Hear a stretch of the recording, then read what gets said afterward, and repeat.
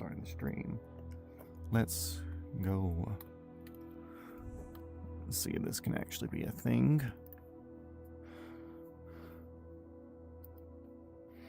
Okay. Allegedly we're streaming. I got sound. Hell yeah. Let's see, where's my mouse?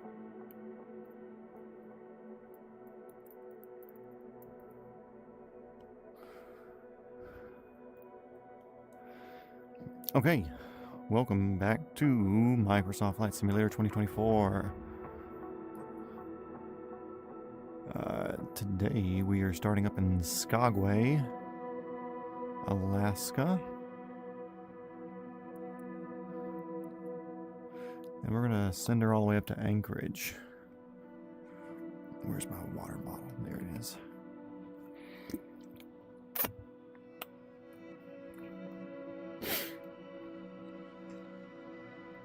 And I'm not going to say I feel 100% today, but I feel slightly off. But we survive. We will survive. Or terminal. We were like right here. Yeah. Put us right here in the middle. It says departure on the ground shutdown. We got a long haul today, so I've got the Chinook ripped out because it's fast. And I actually have to get up at a relevant time tomorrow.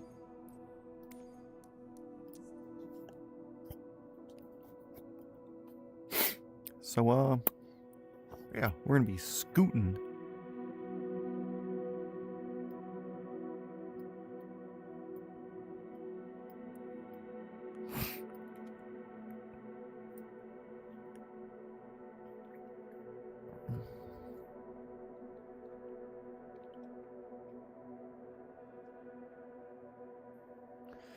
Let's see.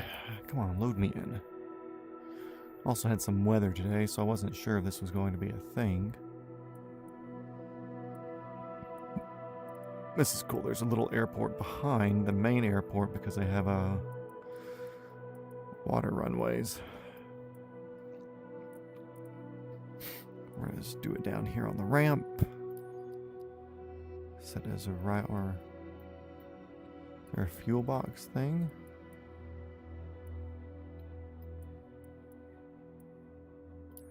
Fuel box, that's kind of what we've been doing. Let's go and set our range all the way up and get this configured.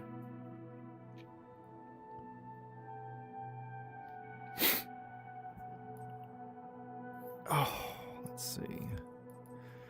Default config, let's go variant. Let's go more red. Don't really matter that much.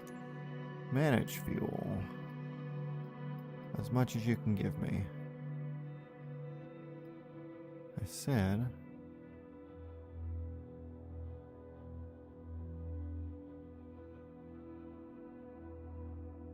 Dang it.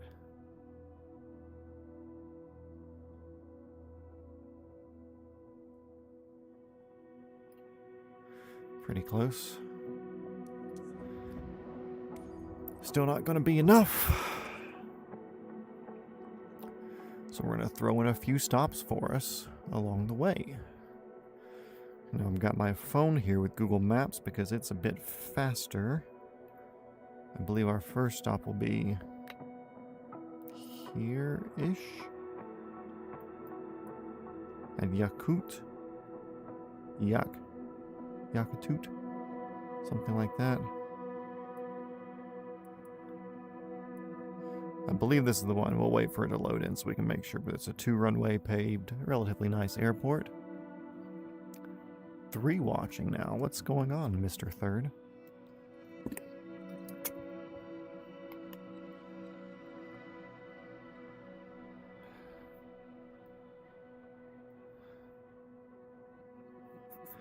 We're just waiting for our favorite absolute thing, which is cloud-based gaming to, you know, provide for us.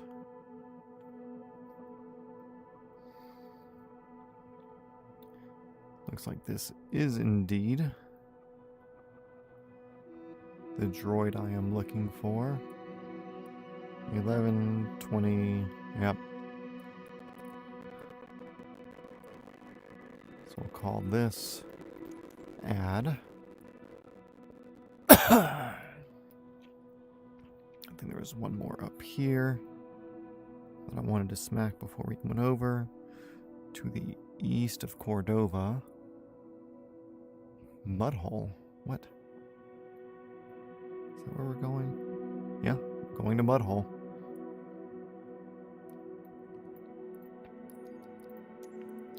Add.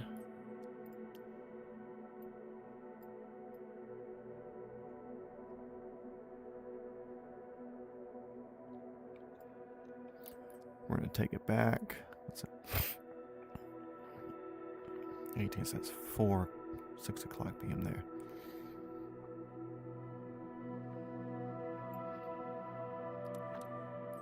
The only reason I'm taking it back is I don't want to have the sun in our eyes the entire time, you know? And we'll do 2 stops for fuel. Won't be necessary. We could only do 1 stop. But we got a lot of flying to do today. Not a lot of time to really get into it. Like I said, I've got something to do early-ish tomorrow. But I want it to be a big jump today. For the reason of tomorrow's Friday. And we'll be crossing Mount McKinley tomorrow. I expect a bigger crowd. I think that will be a cool stream. So I want to push for that, you know? I feel like that could be worth it. You ain't supposed to be turned on, homie. There you go.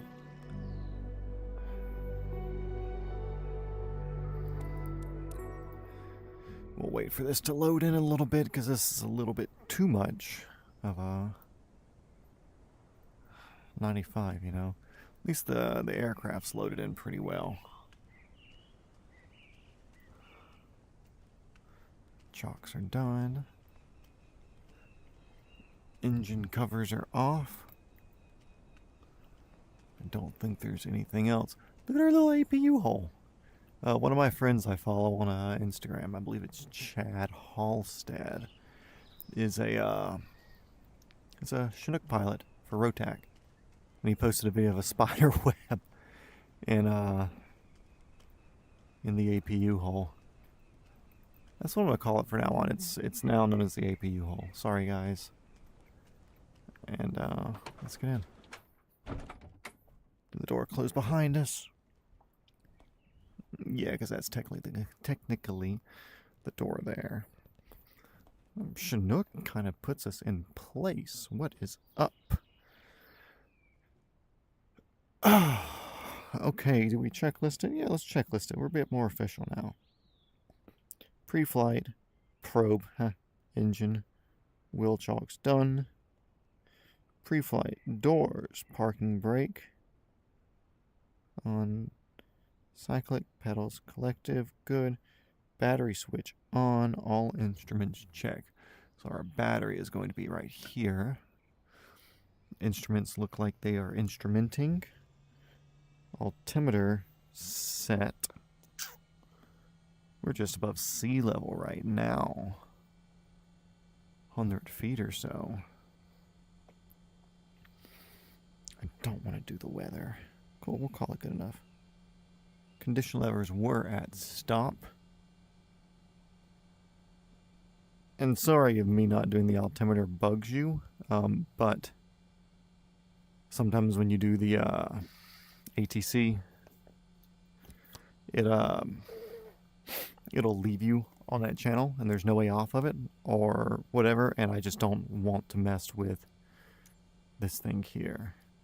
See there, traffic, it's not even giving me a weather or the ATIS option. So we're considering it good. Pitot, pilot circuit breakers on, co-pilot circuit breakers are on.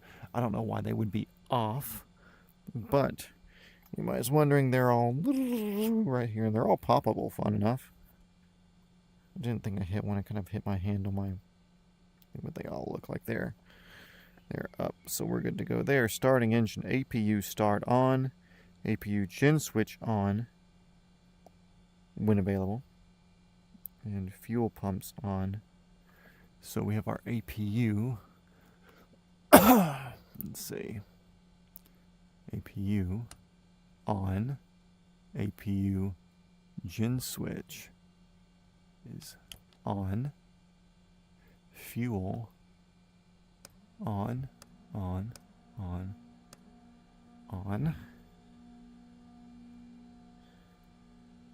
Standby hydraulic and PTU controls.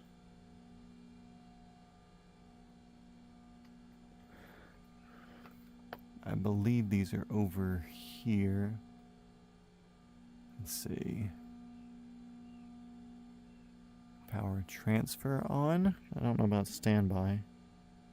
Set hydraulic power transfer 1 and 2 switches to on. Okay, cool. So yeah, we're good. Flight controls, collective, condition levers. Set those to ground. Now I've got to do this with my mouse because it's kind of annoying. Which, if anybody is wondering, so a bit of a right click and left click.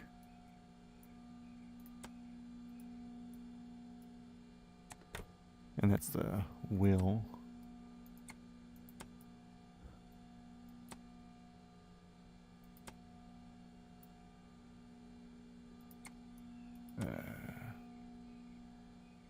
Now I gotta scroll up for them to go down. That is annoying.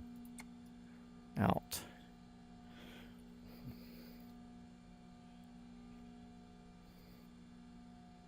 Did my GPU never start? Or APU never start?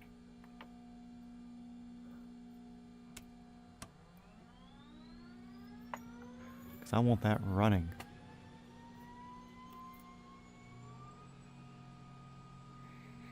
Engine 1 start switch starts. Engine 2 start switch starts. Start switch starts. So let's see. It's running. We have power being made. Let's see. Oil, fuel, total pounds. We're all the way up there. Doop doop doop. Good enough, good enough, good enough. I'm happy, so we're going to do scroll up for that one.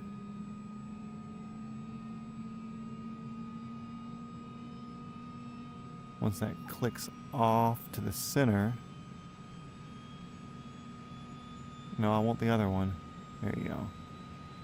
To start.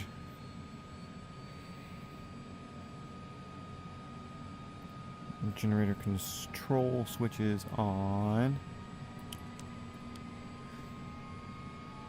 Standby hydraulic pressure off and APU switches off.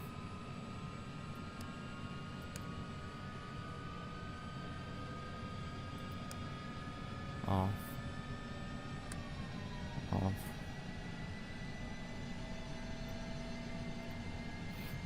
Okay, condition levers will be next once I'm ready to go. But first, I want to make sure that I have my lickety lights on and turn our cabin temperature all the way up. I want the heater on.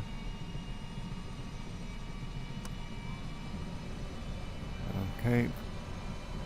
Position nav lights on. Beacon lights on. Anti-collision on.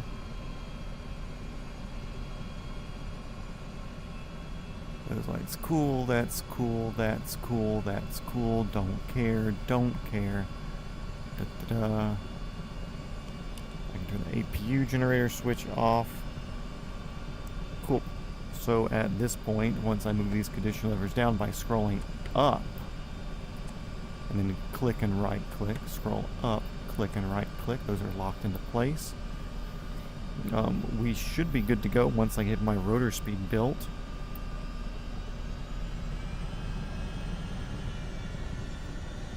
Which also my governor switch needed to be clicked on my collective, which is programmed for my Robinsons. Unsure why it's a thing with these, but it is. We get back to the flight planner here. We're basically just going to head due west. So yeah, we can take our parking brake off, which I have a button for that. Skagway Tower, this is the big ass Chinook on your ramp. We are going to be departing from the ramp, heading directly west over all your big tall scary mountains, but that ain't no thing for us.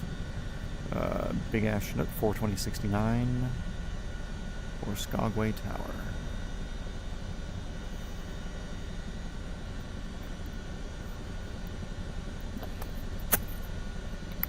One more sip of water. Air control pull on.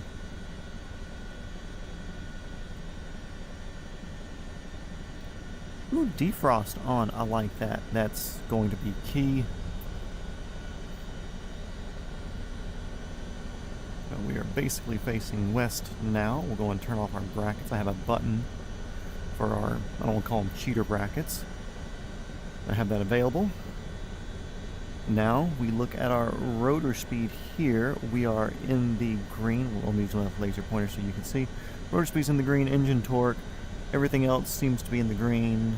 That's not a thing. I'm going to click my fuel button a few times to top us off, because I don't know if the loading into the aircraft from the menus does anything. Now we're going to up on the collective. I'm pushing forward on the cyclic a little bit to keep us even out. Rotor speed's still good in the hover. So let's push forward, and we're going to aim for a lot of max performance here, because I want to crest this mountain right away. I don't want to do any going around things right off the rip. We are better than that, and we are going to be better than that. Which we have a lot of engine torque available to us. So if anything, I can pull back a wee little bit and give us a better departure out of here.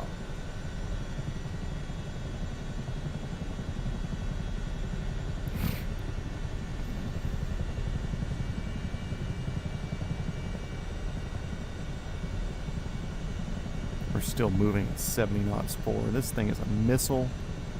If you have not flown the Chinook in the game, I highly suggest it. And actually, I know this is probably loud for you guys. Let me turn my volume down a little bit. I don't need to hear this, but you guys need to hear me a little bit. Allegedly. But we're doing it. Thank you for anybody who's in here already. Go ahead and click enter on our... Nope, that doesn't want to work. 100 knots forward airspeed. We don't need all of that. We do not need all of that until we get to the top of this hill.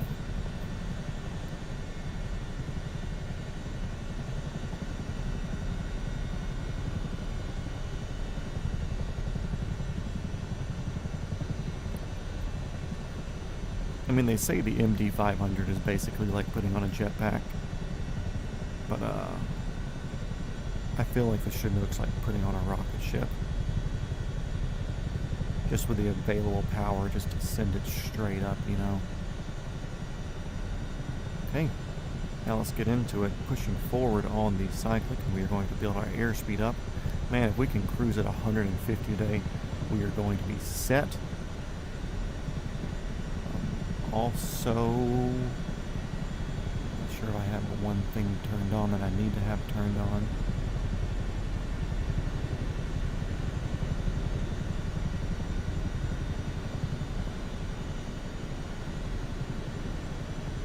This one. Pitot heat on. Definitely important.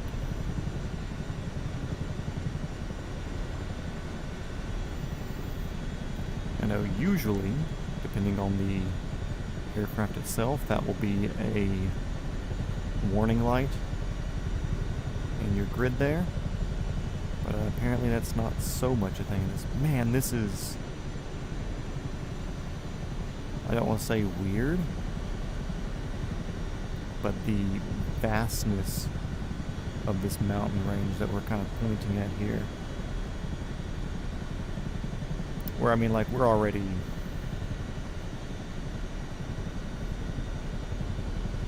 getting up there, you know. We're at freaking some altitude already.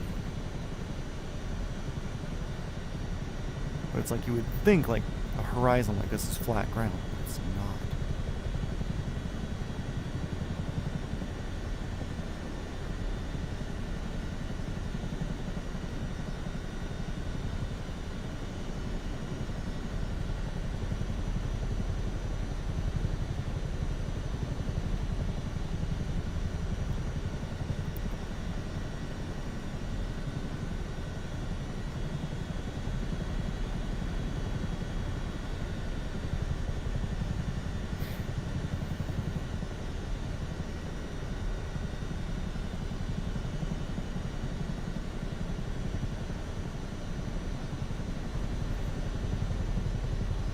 I feel like there's so much photogrammetry here that we're not going to get a full appreciation for this.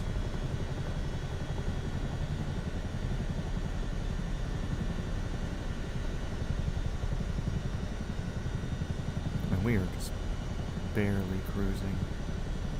We can turn up the beans on this for sure. I have definitely wandered slightly to the left.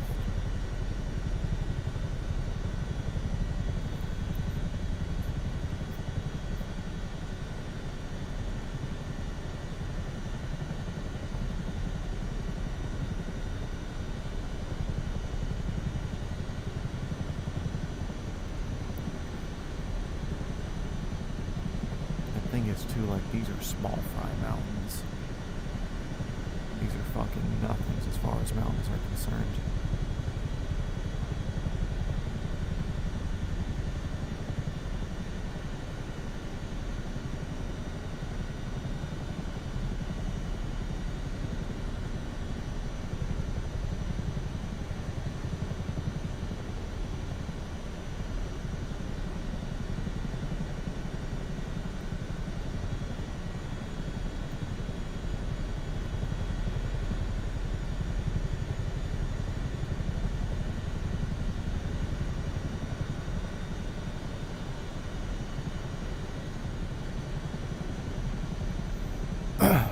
Also, sorry we're a bit slow.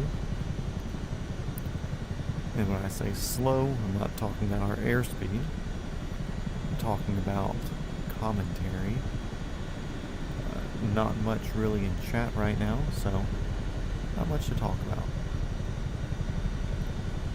But actually, what I'll touch on this. So we're, this is day 12.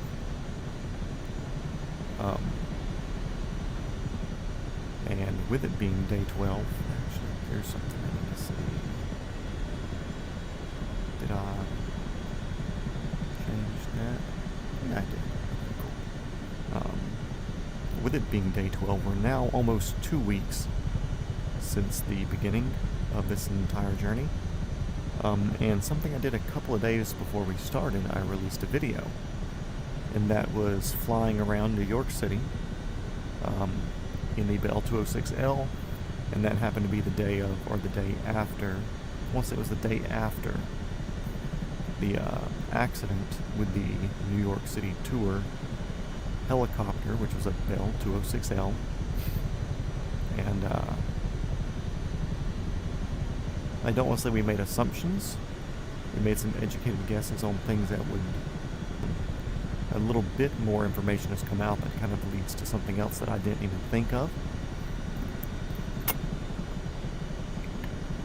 But I'll kind of touch on that right now for anybody who's in here and anybody who's watching in the future. And of course, I know this will probably come up again later in the series.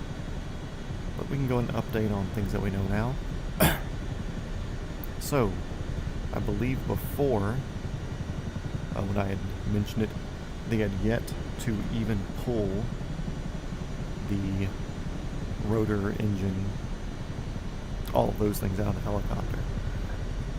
My initial guess was something to do with mast bumping, which is not common, but in a situation where a main rotor breaks and the tail gets fractured and breaks, it can a lot of times be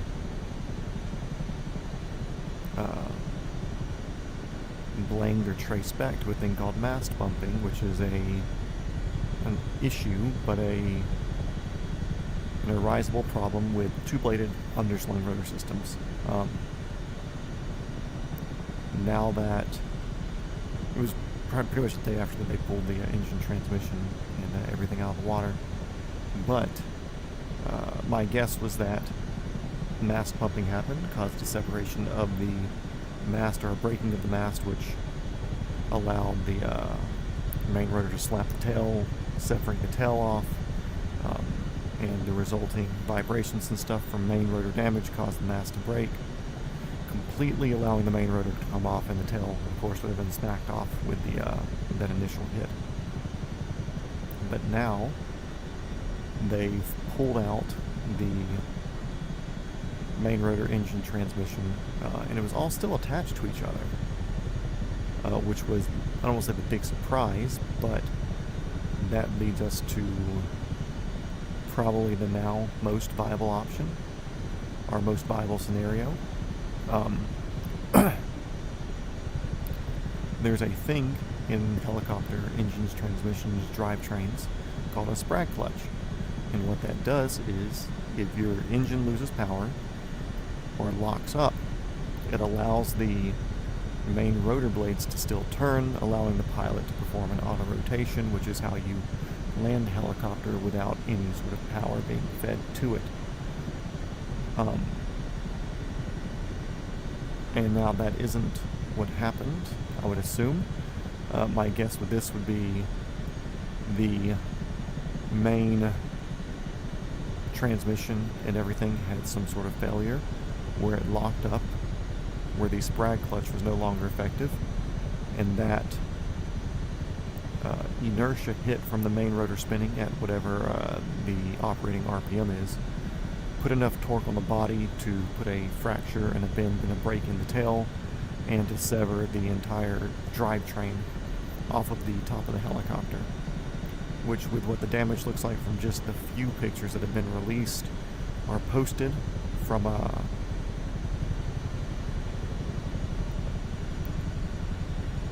different news outlets of people taking photos of the recovery boats taking care of stuff, that's a bit what it lends itself to. And like I said, you can't really make a call because we don't have anywhere near all the information, but I don't want to say it'd be immoral or wrong of me to not change my assumption, but as a man who stands behind his word on things, I can't let my word of something that I'm not completely informed of steer myself. I even said during that video and any discussion since then, it's like, hey, I don't know what happened, so I can't give anybody who's asked me a definitive answer on what happened, because that's a dumb way to do something. It's a dumb thing to do. It's an immature thing to do. It's the wrong thing to do if you just want to say, hey, I know a little bit about this, so I'm going to give you this assumption. So yeah, I only knew a little bit about it then. I said that then, and I'll say it again now. I still know just a little bit. But really, the picture of the engine, transmission, mast, rotors, all that stuff still being attached to each other and recovered from the Hudson lends a lot of viability to the transmission locking up, making the sprag clutch not a thing. What could cause that? I don't know. I'll straight up say I don't know. I'm not an expert in that sort of thing. I would love to be one day. It's on the to-do list for sure, but that's currently not something that I'm aware of or privy to or studied up on. So we'll have to wait like everybody else for the NTSB report. So yeah, there's that. Welcome to the stream. We get depressed. Yeah. I feel like this is going to be our next... Today it's going to be a lot of this. Once we get to the ocean, we'll have mountains like this on the right. We'll have ocean on the left. We'll have a bit of a water crossing, maybe a 30-minute or less, probably like a 20-minute water crossing later after we get to the mud hole, when we cross mud hole over.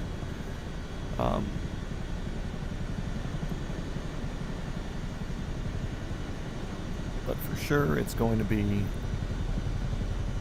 a lot of this tomorrow and for the following week. A lot of mountains. I'm expecting a lack of detailed photogrammetry for a lot of it. So I don't want to say that it's going to get worse than this for a week, but I feel like it may get worse than this for a week or so. We'll also try to use some relatively quick helicopters to scoot on through eastern Russia once we get over there, where we'll probably be doing this, the 222 Bravo, H-145 is pretty quick, the 225 Super Puma is pretty quick. It's like I could do the A-Star or the 130, but with how far the distances are over there, unless I want to feign having a ferry tank of fuel, then I don't know if we're going to have the distance on our side as it would need to be. Airports over there are sparse, and if there is an airport, a lot of times it does not look like it's an airport that supports Jet A. And I would like to try to make this, for all intents and purposes, you know, as realistic of a path as possible. So ferry tanks are viable. You know, I do plan on feigning a ferry tank here or there, because although crossing the ocean in Greenland and Iceland, Canada, UK area will be much nicer than something like this, I do want to do one of those legs in something smaller and slower. Pro 7's broken, where we can't do a cold start, and I want to cold start everything. And the R66 was giving me problems. I don't know if it was an issue with my version or with the way the interaction is with the buttons. I still need to play around with that in my spare time to see if I can figure that out. But either way, it's not that bad. It's nothing that's series ending, you know? We're going to do it regardless, even if it comes down to me in an R22 and having to click the fuel button a million times.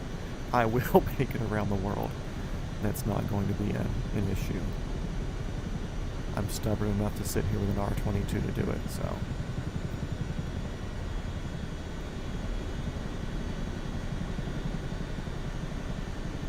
So much snow and ice. I wonder how, like, what areas stay frozen year-round? At what altitude up here does it typically stay frozen? I assume, like, some of these are glacial sort of things. Like, I believe we're over a glacier right now.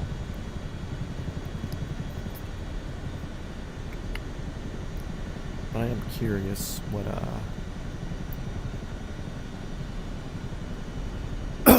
what the snow caps and everything, what altitude typically stays white. But you can kind of see harder lines around the mountains around here of where it looks deeper white. Or that may just be the tree line due to altitude or whatever. But, not too bad. Also looks like we do have some clouds up here. I didn't click G, I wanted to click tab. Okay, cool. Nothing showing on there yet.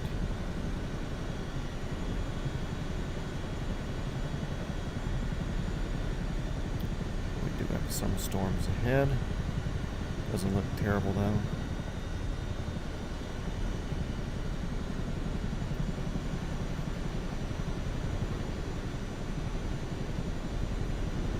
But yeah, cruising right along. Now I could follow this valley up, but honestly, we are in something that is fast and capable. I don't see us hitting weather until we're already over the mountains over there. From that point, we may follow that valley out just to be safe and to put ourselves at a lower level. But for right now, we're going to continue on straight. But if it does look like we're going to hit some sort of IMC conditions, I don't have synthetic vision or anything here. I don't know what our highest and lowest peaks and valleys are in the area, so we will turn around if we hit IMC. We have plenty of fuel at the moment, so I'm not going to consider that to be an issue.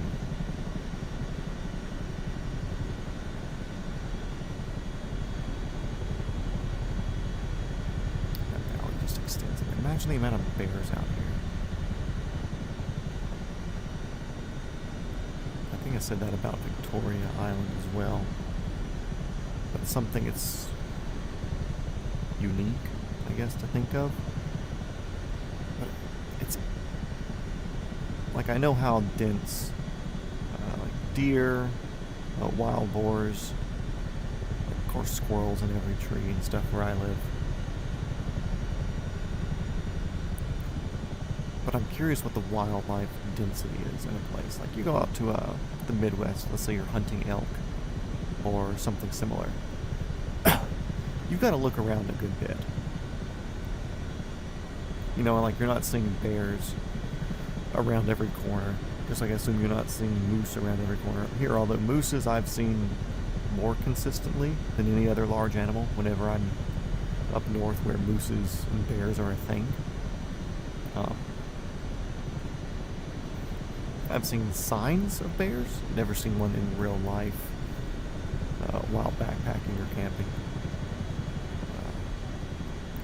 I'm sure they've seen me, but I have seen plenty of mooses.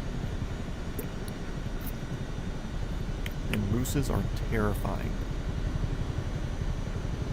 I don't want to exaggerate too much, but imagine an angry deer with antlers the size of this helicopter that happens to stand 48 feet tall on its legs. That's what it feels like being near a moose. Those creatures are unbelievably big, if you've never seen one, or you've never seen any other sort of large mammal, large American mammal. Like, you see an elephant or a giraffe, and you're like, okay, cool, elephant or giraffe, these big animals, because Africa has these big animals. It's just like an understood thing. You see a moose? Holy crap. Like, a moose will take the top off a minivan from you driving underneath of it. Those things are no joke. First time I saw one, we were in a tour bus. So something that's not unlike the size of this. And we were heading north through Minnesota. It's for a scout trip where we were going to the Northern Tier Boundary Waters Canoe Base in northern Minnesota, Ely, Minnesota, and into southern rural remote Canada. Not even rural, remote. We did a remote border crossing at the customs place there. Whereas we crossed it, we didn't see anybody else the entire time we were up there. We came back. I think we may have saw one other canoe group. But I mean, it is remote, to say the least. Sorry about that. Long day here at the Long Day Factory. But yeah, we were driving up from St. Paul, where we flew into, and on the way out, I think it was like a 2.5, 3 hour drive up to Ely. There was a moose on the side of the road that we slowed down for because it was near the road, could walk to the road, don't want to totally bus out, you know. But this thing was basically looking in the windows in the side of a Greyhound bus. Like I said, unbelievably large. Like, you want to talk about God's creation, I mean, a moose is like the biggest representation of God's creation on this continent, at least. I was thinking it might cancel the stream earlier. We had some pretty gnarly thunder and stuff going on, so I wasn't sure. Something more likely to cancel the stream, though, was me running slightly late, getting my workout in today. And if you can't hear, I'm mildly congested. But yeah, we just took off out of your Skagway a few minutes back. We're making our way out to something. It's right basically due west on the coast. We're going to pit stop that. Still a lot of fuel because it's a thirsty bitch in the Chinook. And then we're going to head north up to Mudhole, which is like the last major, if you want to call it major, the last bigger airport before you cross the final mountains to get into Anchorage. And like I said yesterday, I kind of want to do this trip today because I think a Friday stream does better just because it's a Friday. And I think flying over Mount McKinley would be a super cool stream to do. And it'll be a long journey for the McKinley one because there's not much past it. So we can't quite go in a straight line to where I would like to go. But we're going to prioritize airports after we summit McKinley. I don't know if we're going to have to fake a ferry tank for it, but I may say Yuktak, yeah, that's it. Or Yakuta. I want to say Yuktak, or I want to say Yakuta, but I know like I'm thinking about Japanese Yakuza, gangsters, mobsters. Okay, let's look at my map real quick. I think we're going to stay in this valley. Yep, we're going to stay in this valley. I'd rather stay in the valley and stay low under this weather. I say as I'm gaining altitude because I'm looking at a screen. There's a chance we can follow this glacier there once we get up there. But for now we're gonna mock loop this valley.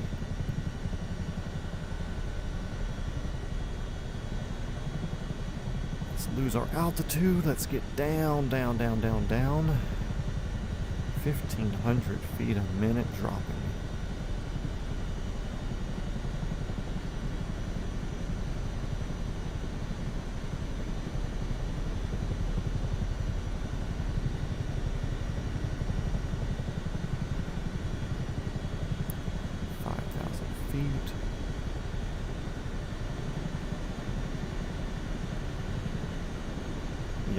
I don't know which one we're going to. I legitimately forgot. We are going to a custom point, because if you click the actual airport, it's the one with the 2 runways there.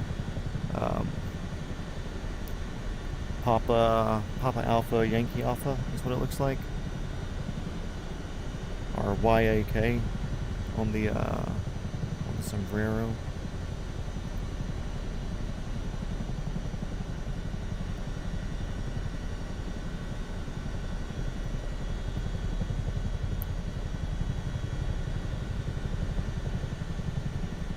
Yeah, it looks like a 2 runway offset 90 degrees.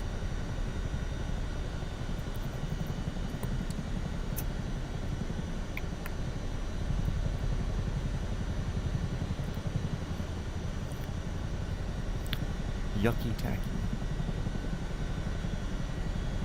But yeah, I was saying earlier before you got in here, I'm not worried, but I'm well aware that the next week and a half is going to look a lot like this, which is not a bad thing to look at. But I feel like the rest of the trip past that will be pretty diverse with landscapes everywhere we go. This will just be a week straight of snowy or snowy adjacent mountains and valleys. Not bad. I mean, could be worse places. Could just be flying straight desert. I don't know how our, because we're going to be cutting through, like, Afghanistan and stuff later. Afghanistan, a little bit of Iraq, but not really, because we're going to hop over the little Gulf there, to, not the Persian Gulf. Persian Gulf's on the south side, right? No, maybe? I don't know. Either way, we're hopping over the little Gulf to, get to, like, UAE, see some big things, land on that heliport, on the, hotel, and do all the little touristy things you do as you bring your helicopter around.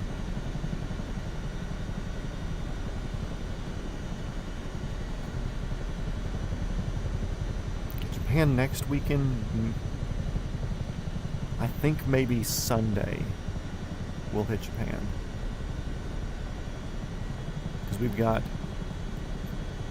Anchorage tonight, tomorrow McKinley, north, and depending on how big Alaska's feeling, we may stop inland.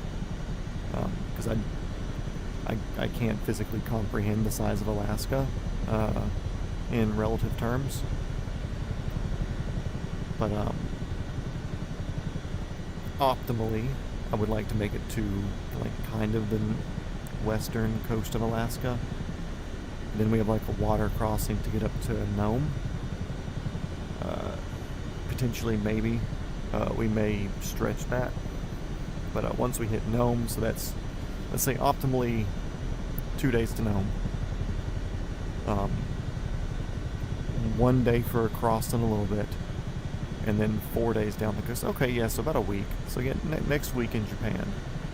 That's kind of what I'm kind of feeling. Alaska is a little bigger than old Tejas. Yeah, Alaska's not small.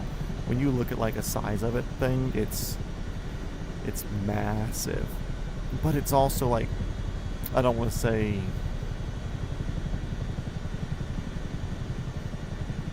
it doesn't really give it good representation, but it's a bit off sometimes because of the, I'm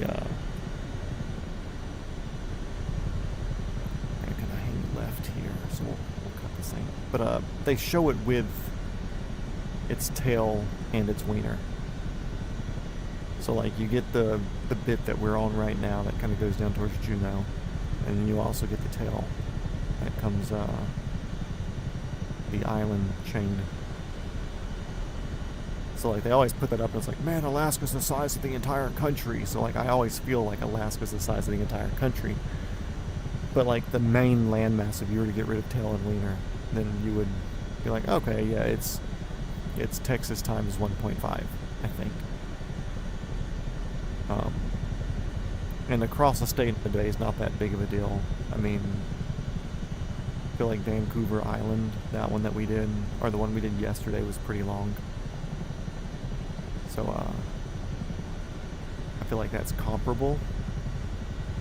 But it's also really hard to judge because it's a square map and it's a round planet. So, like, Google Earth kind of shows it a bit better, but then you're so far around the planet from another view that it's hard to compare it.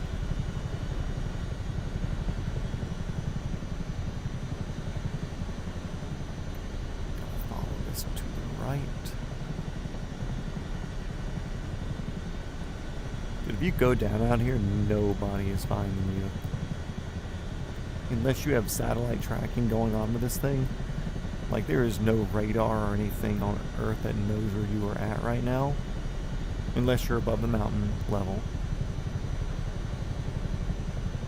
It's like you need to have your GPS on out here just for if something goes wrong. Okay, there's that glacier we're going to aim for because it looks relatively clear skies over there, so we're going to take that. Looks relatively not clear there, so we're going to avoid that. About to Texas with tail and wiener. Hell yeah. I'm glad the terminology is getting adopted here.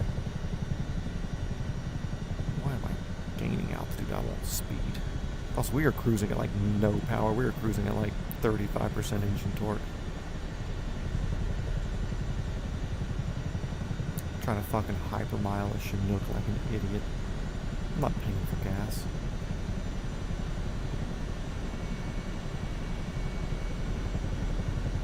Yeah, they might see me, but also, this is such a huge landmass that I don't think they're going to see me. Unless there's smoke. If I were to crash now and have like a significant amount of fuel smoke and the burning of the aircraft, if somebody flies over, they can probably tag it geographically and put like a better feel on it, you know.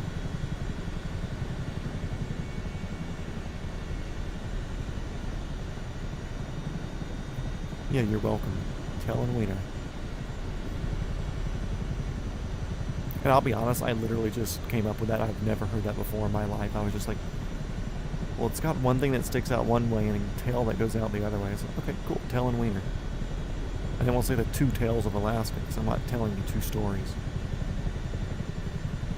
Looks like this glacier stays low, so this is perfect. Because we're only at 4,600 feet, so.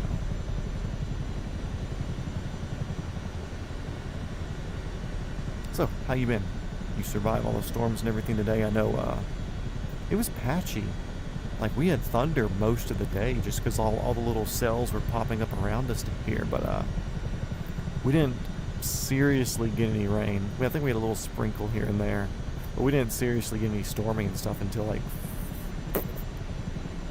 4:45. Up here in the mid-Georgia area. Or are you not centered?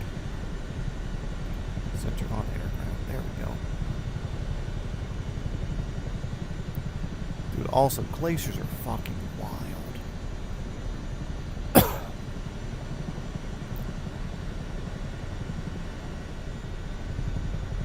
Ooh, also, I don't know if you saw it, but look at my number of subscribers right now.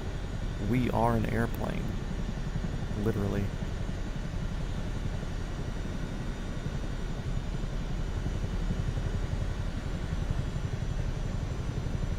If somebody that's watching this that is not subscribed wants to change that subscriber number to where we're no longer an airplane, I do look forward to it. But no rain at all. Dude, sometimes it's like that. I mean, like, the past like 10, 15 years of aggressive weather, we'll say, with the handful of tornadoes and stuff that have come through. We've been very lucky. Everything's kind of gone around us. It's almost like everywhere around us has gotten screwed, but we've been lucky enough. We had a close call a couple of Mondays back. I think I mentioned that at one point, that we had a microburst and almost a tornado drop right over us. I mean, they were like looking at rotation, but they're like, ooh, maybe this is it, but nothing ever produced.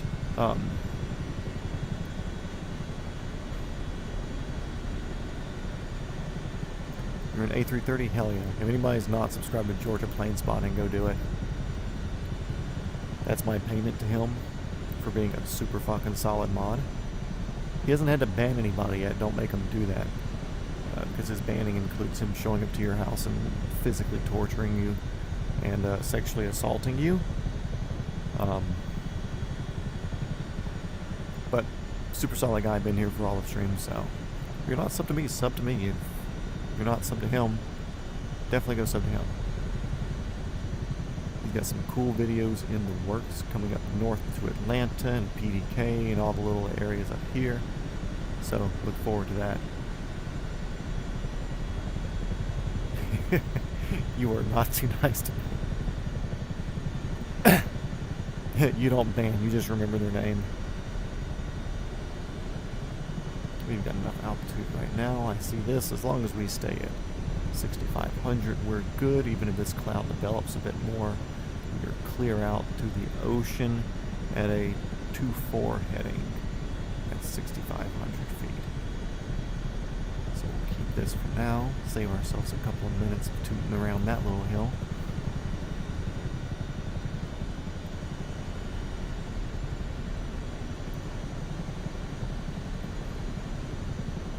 there is a chance I'll hit up PDK, but it's not guaranteed. I would think it's worth it. See, there are those clouds that I said we need to look out for. So 6,500 or better with a 2.4 heading will be fine.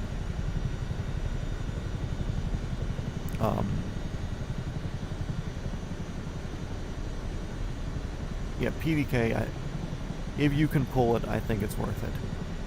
Just because it's an immense number of PJs that come out of there.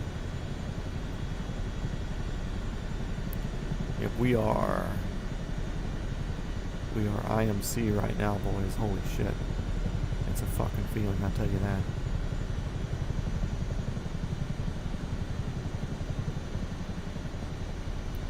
I can see a little bit of hill beneath me, so I'm going to go back to VFRing for a bit to get myself kind of to the right a bit. There we go. The big thing is fly the plane. Fly your aircraft. Like, people get into IMC conditions from what I understand. Of course, I've never done it in real life. But they kind of forget flying the plane or flying the helicopter. I'm clocking into an tomfoolery. Thank you. You're here just in time. Tactical and or blank talk. Beep talk.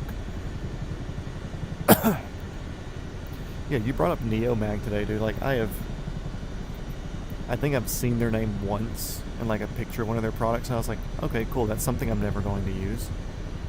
And then I've literally never thought about them once until you brought up the name again. I was like, who are these people again? And I had to Google Neomag to see what sort of thing that they did.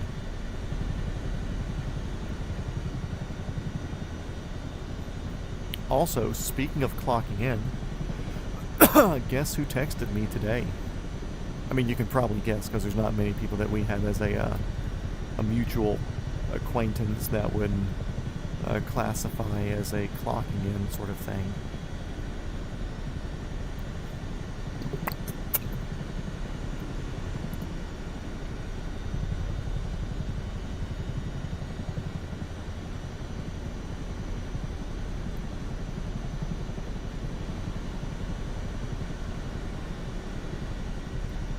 Yeah. For our tomfoolery master and our tactical master that just got in here, we took off out of Skagway, where we ended our night last night, abruptly, because the storm was coming in and I had to get off. Also, I gotta tell you about my damn charging cable. But we took off out of Skagway and skadoodled directly this way. We're gonna stop by Yakuza. I know that's not what it's called, but I don't remember. What do you want? Got a big downdraft coming off out of that. I'm trying to read things too. Yeah, signature solid. And like I said, also on the west side, they are kind of like at the apex near General Parking. There's a bleacher thing next to the playground. But anyways, he messaged and he was like, hey dude, I've got a mutual friend or acquaintance or whatever who parts out helicopters and stuff, and a lot of times they can't really use the helicopter interiors because it's mostly like mechanical stuff that they're parting out. And he's like, you're okay if I send him your number or whatever in case you know of anybody that could need a helicopter interior? And I was like, it's kind of slow right now for us, but yeah, send it over and I'll keep them in the roster. He's like, well, you know, we are hiring. And I forget what I said next. I want to say that I said, it's like, I think I said it's tempting, but the taxes I had on my last paycheck, like the taxes I had removed, taken out of my last paycheck, was double what my paycheck was there. Or my taxes was double what the actual paycheck was. Not my taxes was double, but the taxes that I had taken out was double what my paycheck was. That should make sense. Y'all are smart. Y'all figure it out. He's like, yeah, man, I understand that. Well, if you want anything to kind of fill your time and be a Band-Aid in your off time, let us know. The person who's doing fuel and magnetos or whatever, they're always hiring. Wonder why. It's a nice place. Like, don't get me wrong. Like, the place or whatever is good. I think that if they were to step up their pay and a quality of who they hire, they wouldn't have the turnover. I think that would fix a lot of stuff. And probably any sort of attitude between the different people or whatever, because happier people, because they have more money, tend to be less sarcastic or pushy or whatever adjective you want to put onto it.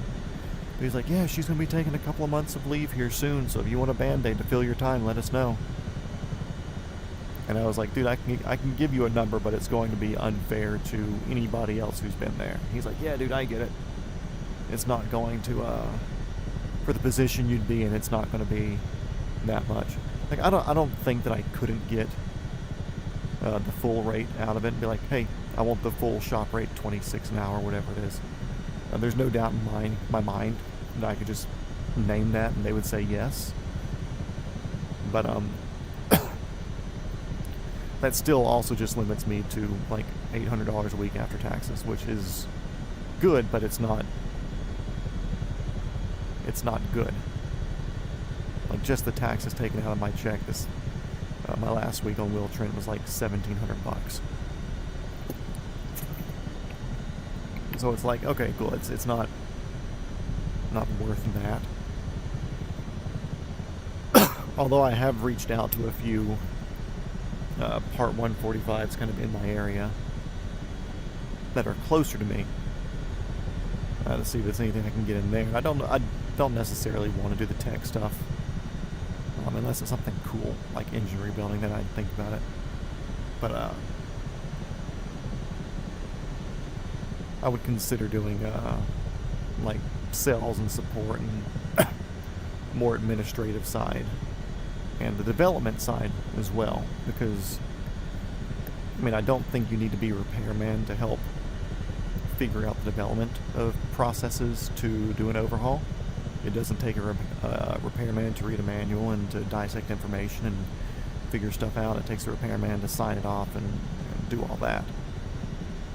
But man, working on like development of processes, I did enjoy that, even though it was extremely simple but very like low cost or low benefit things, like with the magneto inspections and like cool, there's a lot of numbers to look at for measurements and tolerances and whatever, but figuring out a development process to do something bigger than that would be really cool. It would be like a very complicated part. But on top of that, that's all we really talked about there. But I was thinking like, okay, cool, if Prime does call and they say, hey, we have a Airbus 135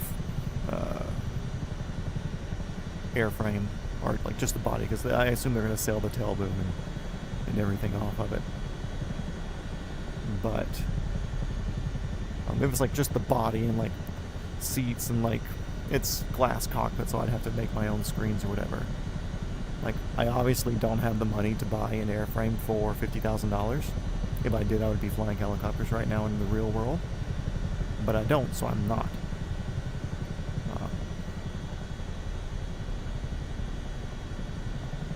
It all seems simple until you realize how few people actually find it simple. That's true. I'm a very mechanically minded person. I enjoy figuring shit like that out. So for me, it's just like, cool, it's simple, and it makes me think just enough to like not be upset about being stuck in a room with fluorescent lights all day. But yeah, so with Prime, it's like, if they were to call and say, hey, we've got a whatever airframe, and we have an H125 or an H130 or whatever the case is, you know, I'm working on developing a business plan to where I can say like, hey, I don't have the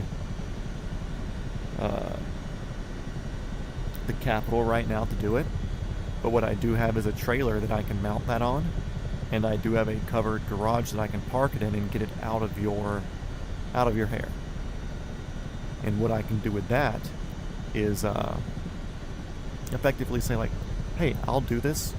I will split rental profits or with everything with you up to a certain point or whatever. So it's like, let's say they want $50,000 for the airframe, and let's say we rent it out for $3,000 a day. Of course, it's not going to be rented all the time just because of how many places are going to need a helicopter for filming. Then, of course, we're charging gas and hotel and food and per diem and stuff on it.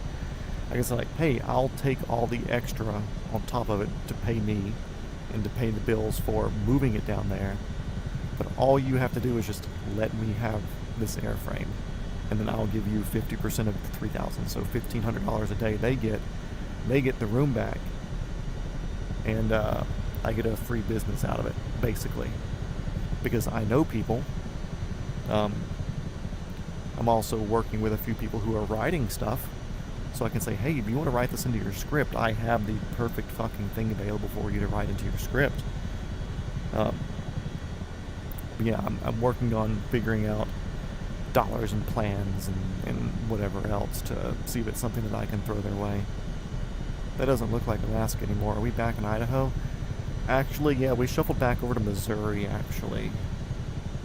That's just the widest part of the Mississippi, if you didn't know. Look at that fucking mountain peak over there, sticking up out of fucking nowhere. My good lord. Actually, this is our fucking airport right here, I believe, isn't it? It's like 2 runways to me. What does our G say? Yakut. Yep, this is way higher in altitude. Okay, Yakuza Airport. This is helicopter November 42069 FW. We are 1 mile to your east. We are inbound for the ramp. We're going to steal fuel. We have guns. Don't try us. Yakuza traffic. Yakuza Tower. Whatever.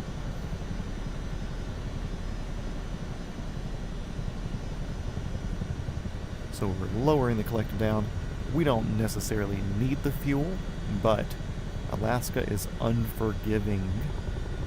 So we're going to take the fuel. There's not a damn thing they can do about it. We're going to go direct to ramp, give or take. Parking brake is off. I have a parking brake button right here. Parking brake is off currently, so we're not going to worry about going and playing seal games when we land.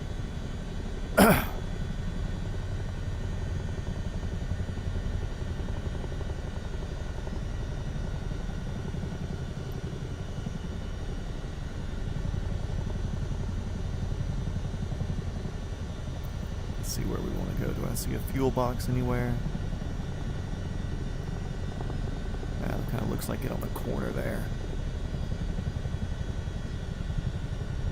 Gonna not go down too low right now because I don't want to blow grass everywhere on their stuff. I guarantee as we get closer down here, yep, the planes are gonna start spawning in.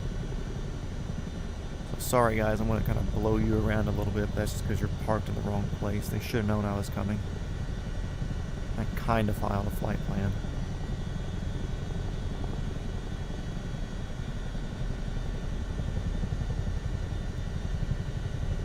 It's weird because I am having to put in like pedal when I'm changing or when I'm descending down in here, but that's just for wind correction because this isn't a, obviously it's not a traditional tail rotor type aircraft.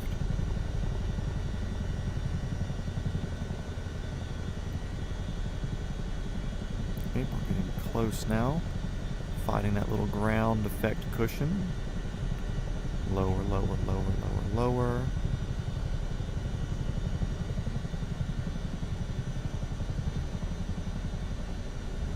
And we're down. Forward a little bit. On the brakes. Consider that good for fuel.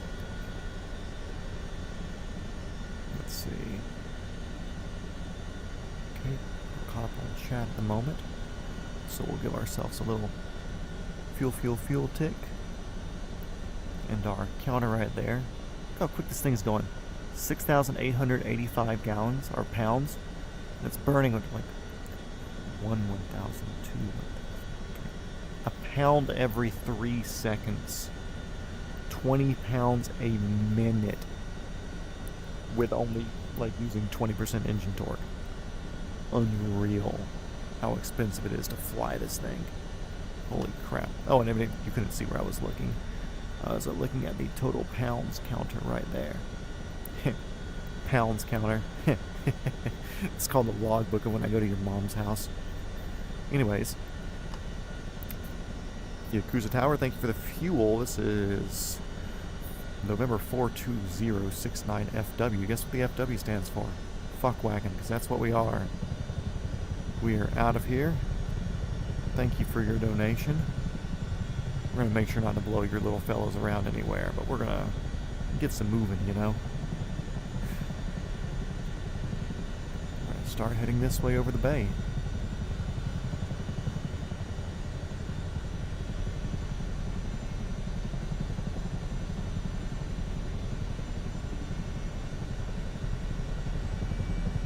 Pouring in the power. Let's go, let's go, let's go. Freaking drag vehicle here. Shoo-wee! It has gotten hairy over the bay. That ain't no thing. Fuckwagon. Do I have a new merch idea for multi-shot Matt? November 4, 2069 FW. Just have a Chinook near a fuel box or something. Sell like 3 of them.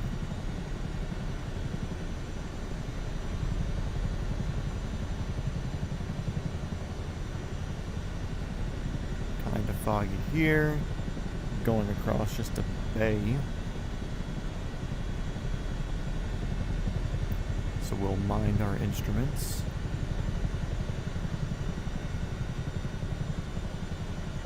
Also, speaking of merch, I'm not planning on doing any anytime soon, but I am looking for like a cool multi-shot mat MSM sort of emblem or logo or whatever. Grok really hasn't helped. ChatGPT hasn't helped. They've kind of given some ideas, but they're like very overthought.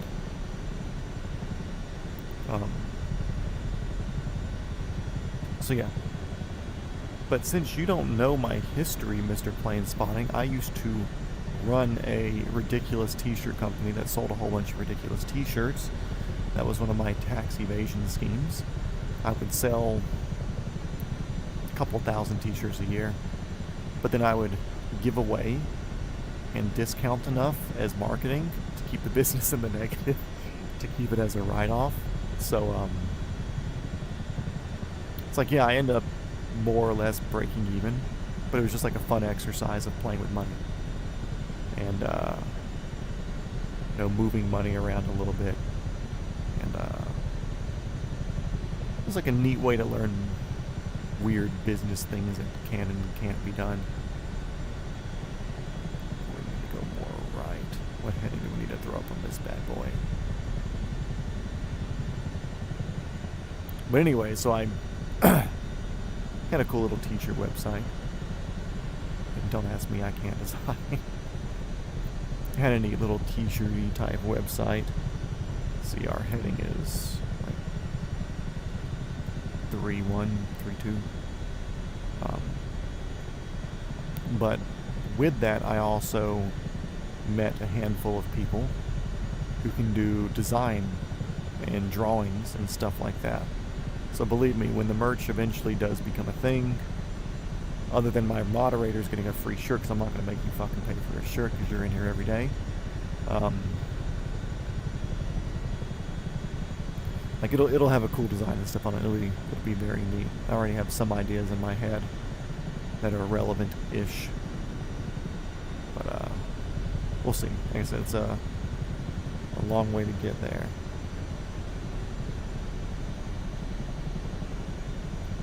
Moderate IMC conditions.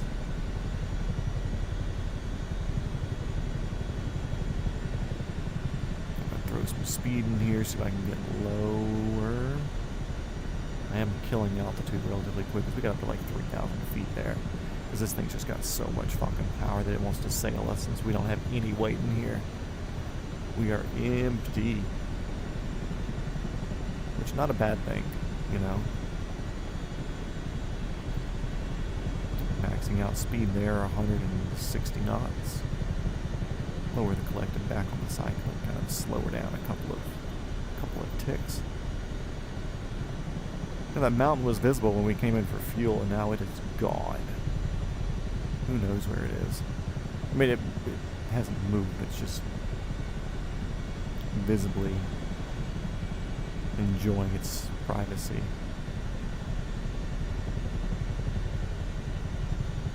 I'm not going to say this is what I'm not looking forward to when we do the crossing to Russia. Because this isn't that bad. You know, I've got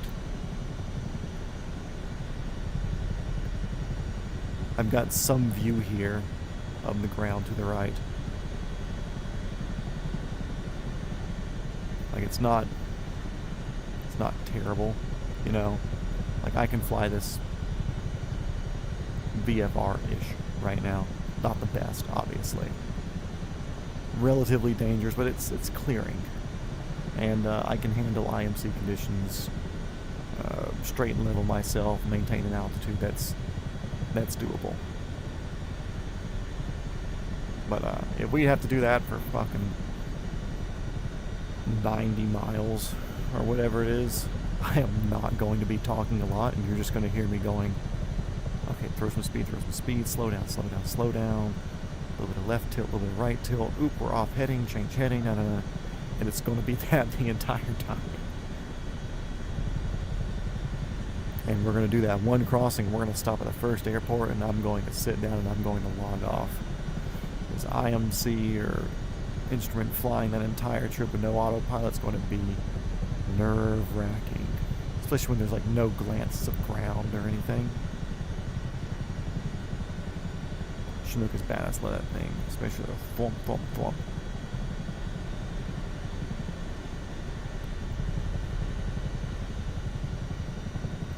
Yeah, we'll have some fuckwagon merch eventually. Although I think November 4, 2069 is kind of long. I don't know what the legal limits for tail number length is, but I feel like that's kind of long. But a Foxtrot whiskey is kind of a cool initial set.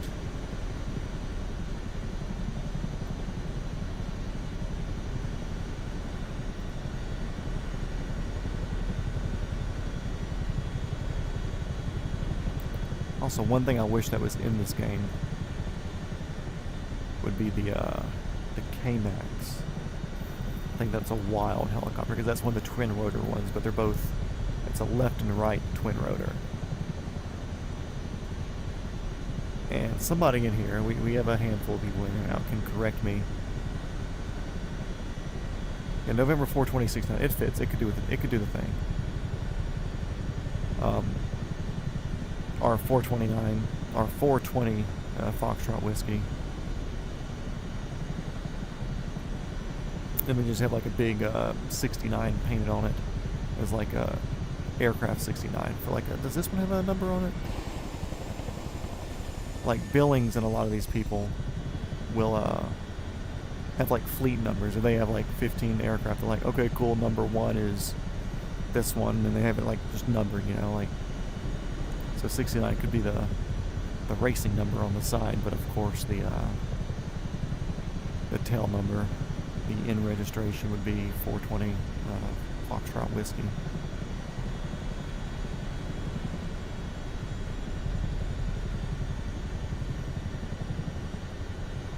And if anybody's wondering why we're kind of wobbly, I bring it up every stream, but I know we get new people in here every once in a while. My peripherals don't self-center. So whenever I'm looking around and trying to do something outside of my head. Elaine! I forgot you were in here. Anytime I'm doing something outside of my peripherals, or outside of the peripheral vision of my VR headset, the MetaQuest 3, I, of course, stop looking forward, and I stop looking where we're going, and I take my attention out of the cockpit and out of this world, really. And it ends up biting us a little bit.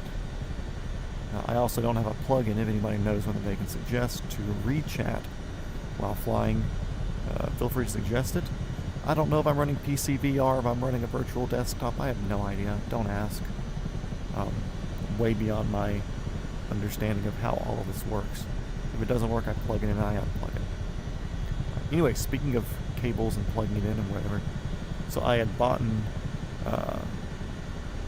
purchased a Meta USB-C cable for this, which is capable of like the 5 gigabit per second or whatever this headset requires. But when it feeds from the computer, the USB-C cable from a motherboard's only capable of giving you like 3 to 5 watts of power, but this thing requires like 18 watts of power to do any sort of what we're doing here. So I had been running this other brand cable that plugs into the back of the computer with a standard USB, not the USB-C. Then it runs to a little box, and in the side of that box I plug in a wall charger that gives me the 18 watts needed to power this continuously where I don't lose battery the entire time. And then it runs to my headset, but it's not a Meta product and it's not as quality or whatever. So every once in a while I'd get like a, ooh, this thing's not working or something's not right. Which kind of annoying, you know. The connectivity issues, and a lot of times I'd have to delay the stream by a few minutes because I'm busy plugging it, unplugging it, turning it on, turning it back off, turning it back on, turning it back off. Just the standard, I have no idea what I'm doing troubleshooting steps. There's a plane somewhere, right way up. So anyways, I had purchased the Meta cable, and when we got finished last night, of course I take the headset off, put it down, and it turns off, goes into sleep mode or whatever. When I looked at it this morning, or this afternoon, whatever, when I decided to plug it in, it was at like 10% battery. So we only did like a 3-hour stream last night, and it killed my power. All of it gone, basically. Like we were minutes away from the headset being like, oh no more, we're just gonna shut off. So now I'm back to my old cable, and I have like an $80 Meta Link cable that's useless unless I can find a way to put more power into my headset. So they have extra battery packs or whatever that I can put on, but those use the one plug in the headset, which is the USB-C. And then you can't feed into that with your data cable and then also charge it. There's USB-C splitters, but that worked on the 2, not the 3, from what everybody's saying. So really it's like I'm either stuck using this off-brand one that works 80% of the time, which is not a bad number, you know. It's for being able to run a longer stream if I want to, that's not bad for 80% of the time. But to have the MetaQuest cable that has the better bit rate and everything, but only being able to pull 3 amps of or 3 watts of power from the motherboard, it's like you would think Meta would have come up with a splitter box or something to add supplemental power like these things are doing. And I run wired. It helps out a bit with rendering, bitrate, everything just moves better. It does have AirLink, which is like a Bluetooth sort of setup from the PC, but it doesn't do as much data. Apparently there's a thing that you can also do where you set up a Wi-Fi router off of your PC that specifically routes to your headset. I have no idea how that works. I saw people saying, oh, it's this is PC VR and this is running a virtual. I have no idea what I'm doing. I don't know that much about it. I literally bought these and plugged it in. And then when it didn't work, I plugged some more stuff in and unplugged other stuff and downloaded things that I didn't need and uninstalled things I needed. And like, I don't know what any of that means. What am I supposed to do? Anyways, Meta needs to fucking make an adapter to where I can plug it in like this, have their quality of cable so that way I don't have any weird disconnect things. Because the past 2 days that I've used it, you plug it in and it works. There's no like, okay, cool, I went up to unplug this and plug it back in a whole bunch of times, but it just works, luckily. So, today we're back on the old one, because I didn't know how long today's stream was going to be, obviously. If we're doing a shorter jump or something, I may default to the Meta one. I got them both plugged in now. But we may default to the Meta one just for better quality. But I kind of wish I knew more about it, but also I've got so much stuff on my mind, I don't want to screw that bandwidth up by trying to shove all this stuff in that's only going to be relevant for this specific thing, you know, like, if I'm not streaming, there's a very rare chance I'm going to be on here for longer than 3 hours at a time. Orange Jeep, what up, dude? Glad to see you back. Let's see, November 420 FW, November 69 FW, November 42069, fuck wagon. Let's see, like, I don't want to say I don't want to do the November 42069 with fuck wagon after. Because, like, apparently that's a frowned upon thing when you give yourself little nicknames. Like, I'm the Red Baron. It's like, look, you don't even have, like, Roger Bravo for your tail number. Why are you calling yourself the Red Baron?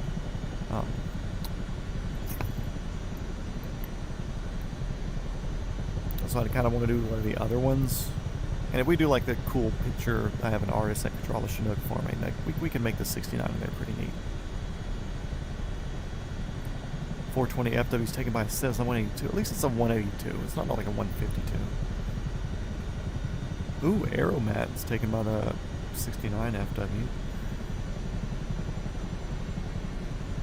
See, Mango that hasn't flown in over a year. We can take that. There's a lot of, like, aggressive tail numbers that I've looked up. You should all call him Snoopy.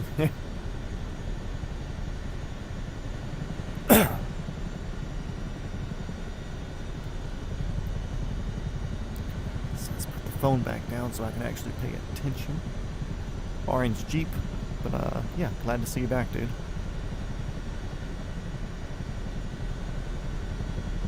So y'all have the benefit now. Y'all are here before I have like a whole 15 watchers and viewers at the same time, and then I can't remember any names. Y'all are here while the numbers are low. 3 people talking. Whew. Getting rough to keep up with.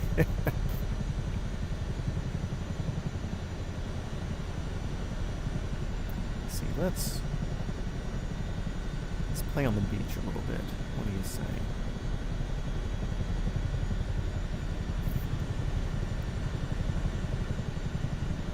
That weather is starting to come in from the east too, isn't it?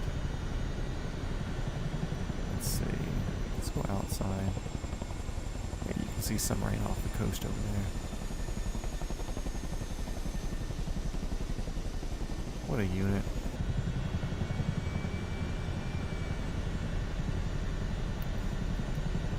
Wobbliness after getting out of the third person, but it's kind of hard to fly third person in this thing, or any aircraft, especially with a non-centering steering. It's like, okay, cool, you can't leave at one place, you turn and look and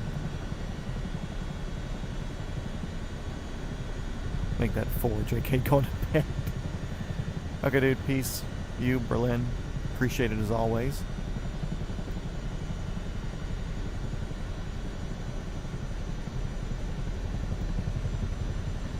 I've seen stuff about the Chinook floating.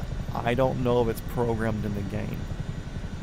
We might do one of those things where we try stuff after the stream, see how it does. But I was actually looking up amphibious helicopters yesterday or the day before, because I saw a video at the Sea King. It was one like where it's being used as I think as a Coast Guard ship. Or I guess you can't say Coast Guard ship because they actually have ships. It's a Coast Guard aircraft. but they had landed it in the water and they were pulling somebody in the side entry door. I was like, dude, that's cool as shit. I mean, to get a privately owned one of those, it would be expensive. It would be super expensive to keep one of those airworthy. But if you could get one airworthy and waterworthy, to where you can actually like fly to a lake and like sit down, hang out with friends or whatever, then skedoodle out after that, it's not a bad deal. Ugh. Something is in the air today, tell you what. The little rivers and stuff over here.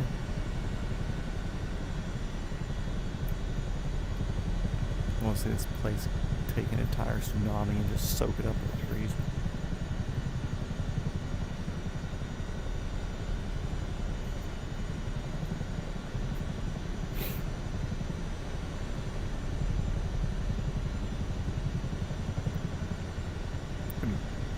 Helicopter fishing, 100% down for. Just like I would do airplane fishing from a float plane.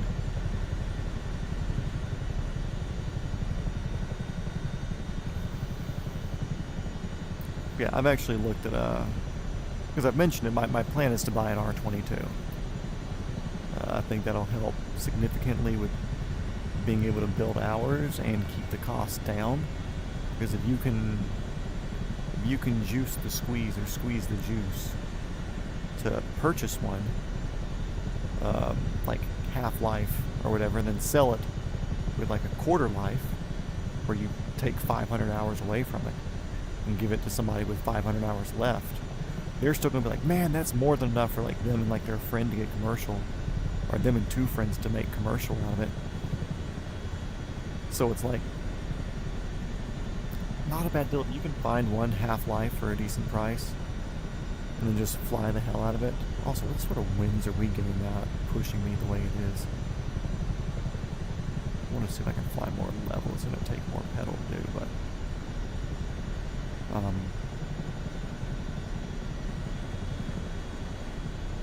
I have no idea what I was getting at. Oh yeah, with the R22. So my friend lives on a lake.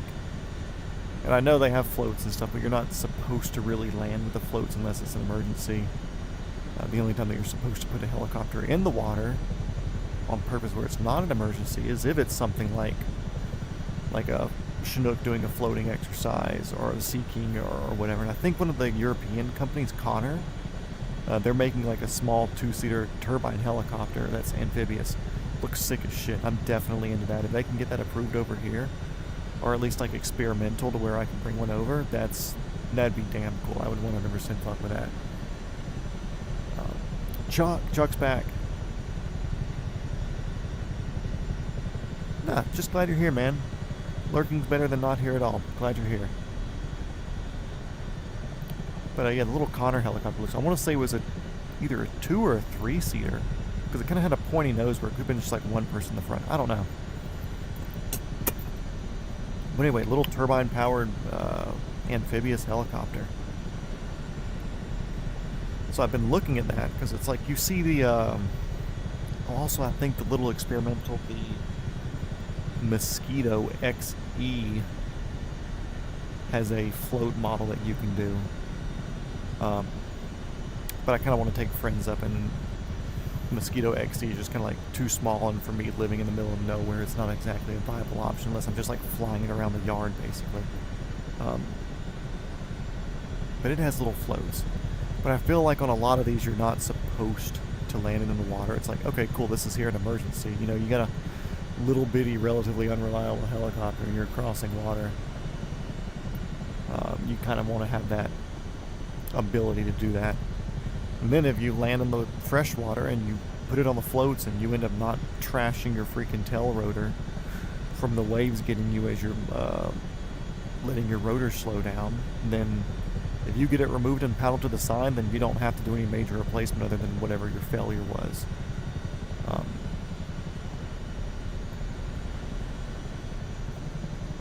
But anyways, yeah, like looking at the amphibious stuff, it's like that would be a neat thing to fly it to my friend's house who's got a place next to a lake. They have a dock. He's got a pontoon. It's like, dude, get a couple of pontoons next to each other and like kind of make it where they're like non-partyable pontoons where they're just flat surfaces, you can have a little helipad, especially for something small like a Robinson. You can do that with one pontoon. Put it on there, land, have some people kind of sitting in the water under the or next to the pontoon as you're landing, and as soon as you get down and you've got like downward pressure on the collective, have them like have some tie down points where you can hit it down and secure it on both sides. Like that would be neat. Although I'm curious, or terrified of what the takeoff and landing would be like on that. Not because it's a small pad. You know, the Robinson's small and like, you know, it's not that hard to hit a mark. But there's a thing called like the critical rollover angle with a helicopter when it's on the ground. And once you hit a certain degree sideways, there is no saving it. There is nothing that you can do that will save that helicopter. Your best bet is to just go ahead and push down the collective and hope that a miracle wind comes by somehow and can flip you over. But just hold on, because you've totaled the aircraft at that point. But with critical angle being said, it's not that steep. You can't really land in very steep areas with helicopters, sadly. You kind of need a flat spot. And being on a pontoon boat, they're not that wide. And then it gets to a point where you're on a lake where people are boating around, the wind's making waves and whatever else. It's like, it's a viable chance that you hit that rollover angle. So I don't know if it's something where you would want to put like outriggers on it, to where whoever your ground crew is that's putting it out for you as you're showing up to their house, if they want to run the outriggers out before you land, and that will just kind of help keep it steadier and keep it below that critical angle, and then just retract them once you're down and fasten down, then take them back out again whenever you're ready to lift off. I don't know what the limits of that are.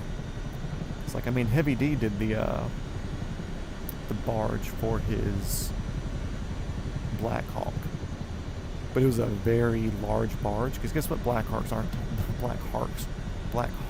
aren't tiny. So he needed the size anyway, so I think it was big enough to where it'd be unaffected by that. And I think like the Black Hawks might have a slightly better critical angle than something like a Robinson. I mean, then you also have to think, you see these Black Hawks landing on some moving boats. There's that one video that's out that's like, oh man, this Black Hawk pilot learned more about who he was as a man in this 30 seconds than most people do in a lifetime. And it's like, we have burned through 1,000 pounds of fuel, guys. Shoo! 400 gallons. I think 300 gallons of fuel. No, it's less than that. Anyways.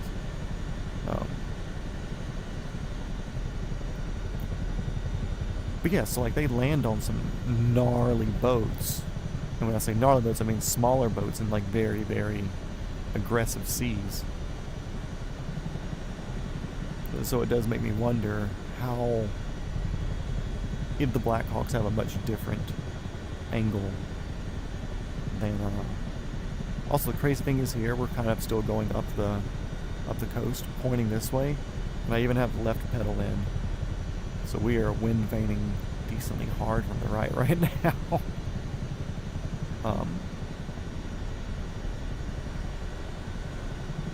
Gas guzzler. That's what they call your mom.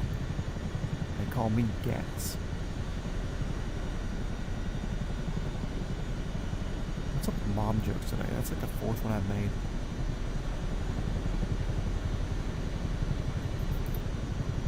But yeah, I know that's something I'll learn more as I get into different airframes.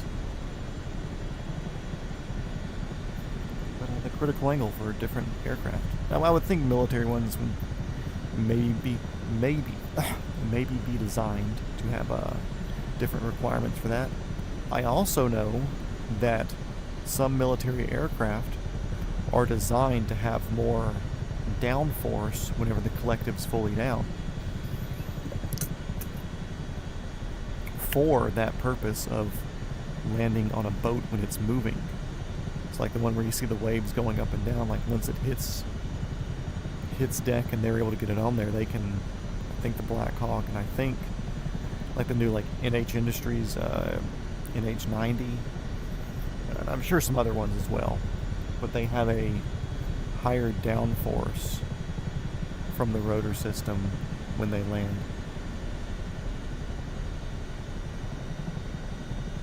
That's weird. My mom is older than you. And that doesn't stop. Hasn't stopped me before. Not with your mom, but with some people's moms.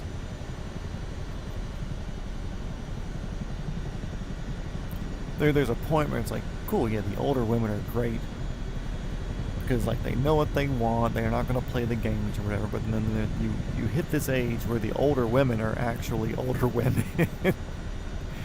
And it's no longer like the older women are the people that know what they want. It's like, oh, I'm at the age where I know what I want. And the older women are just old women who are definitely single for a reason. So, older women's a very relative term if you've never thought about it.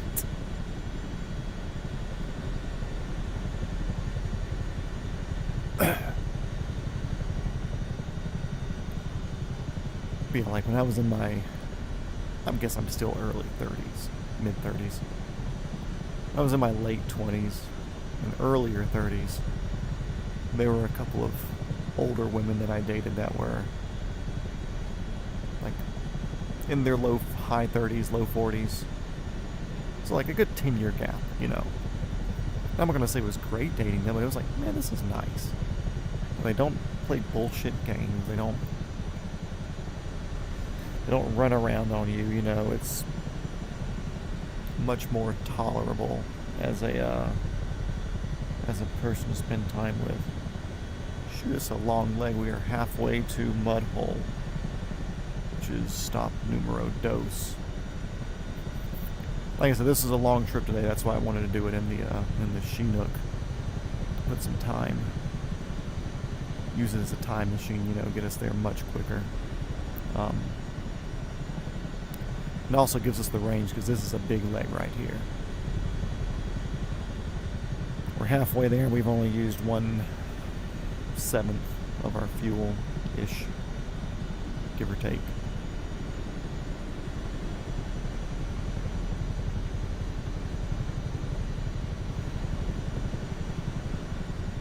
This has us more cutting over the land here, so we're going to cut over the land here. We're not going to follow the coast. We're going to keep her true. Also, for anybody watching that's not part of the usual crowd, thank you for being here. It's much appreciated. We'll give all the new people a little background of what's going on. My name's Matt. I'm hopelessly addicted to helicopters and hope to fly them in real life soon. My current career is an armorer and props person in the film industry, but the film industry is very inconsistent, so what do I want to do? Fly helicopters because that's such a better idea. And little grass or dirt unimproved runway right there. I remember looking at this one as an option, and I saw that plane that's been photo etched into the ground. But this didn't look like a Jet A sort of place, so we're continuing on.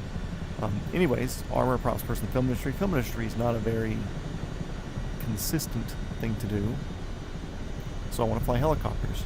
I know it's going to be a lot less money in the beginning, but it'll end up evening up in the future once you get the 2,000-hour jobs, you know.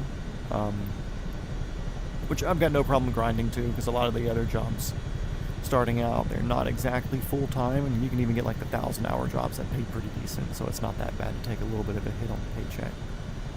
But the under 1,000-hour jobs are kind of part-time anyway, so I can still do some film stuff and do a couple little stunt things here and there to line the pockets enough to not be crying myself to sleep. But so in an effort to save money, to fly helicopters. The federal minimum is 40 hours of seat time. Most people apparently do it in like 50, 60, 70, 80 hours because they're not going to class continuously. They're doing like a Part 61 school where they go at their own schedule. Or learning how to hover and a couple of the more advanced maneuvers is kind of hard. It's not something that you can just pick up and do. Or if it is something like the auto rotation, it's like, cool, you got to run an entire pattern, just do it in one auto or one approach or whatever. So it eats up your time. So a lot of people end up doing it much higher than the 40 hours.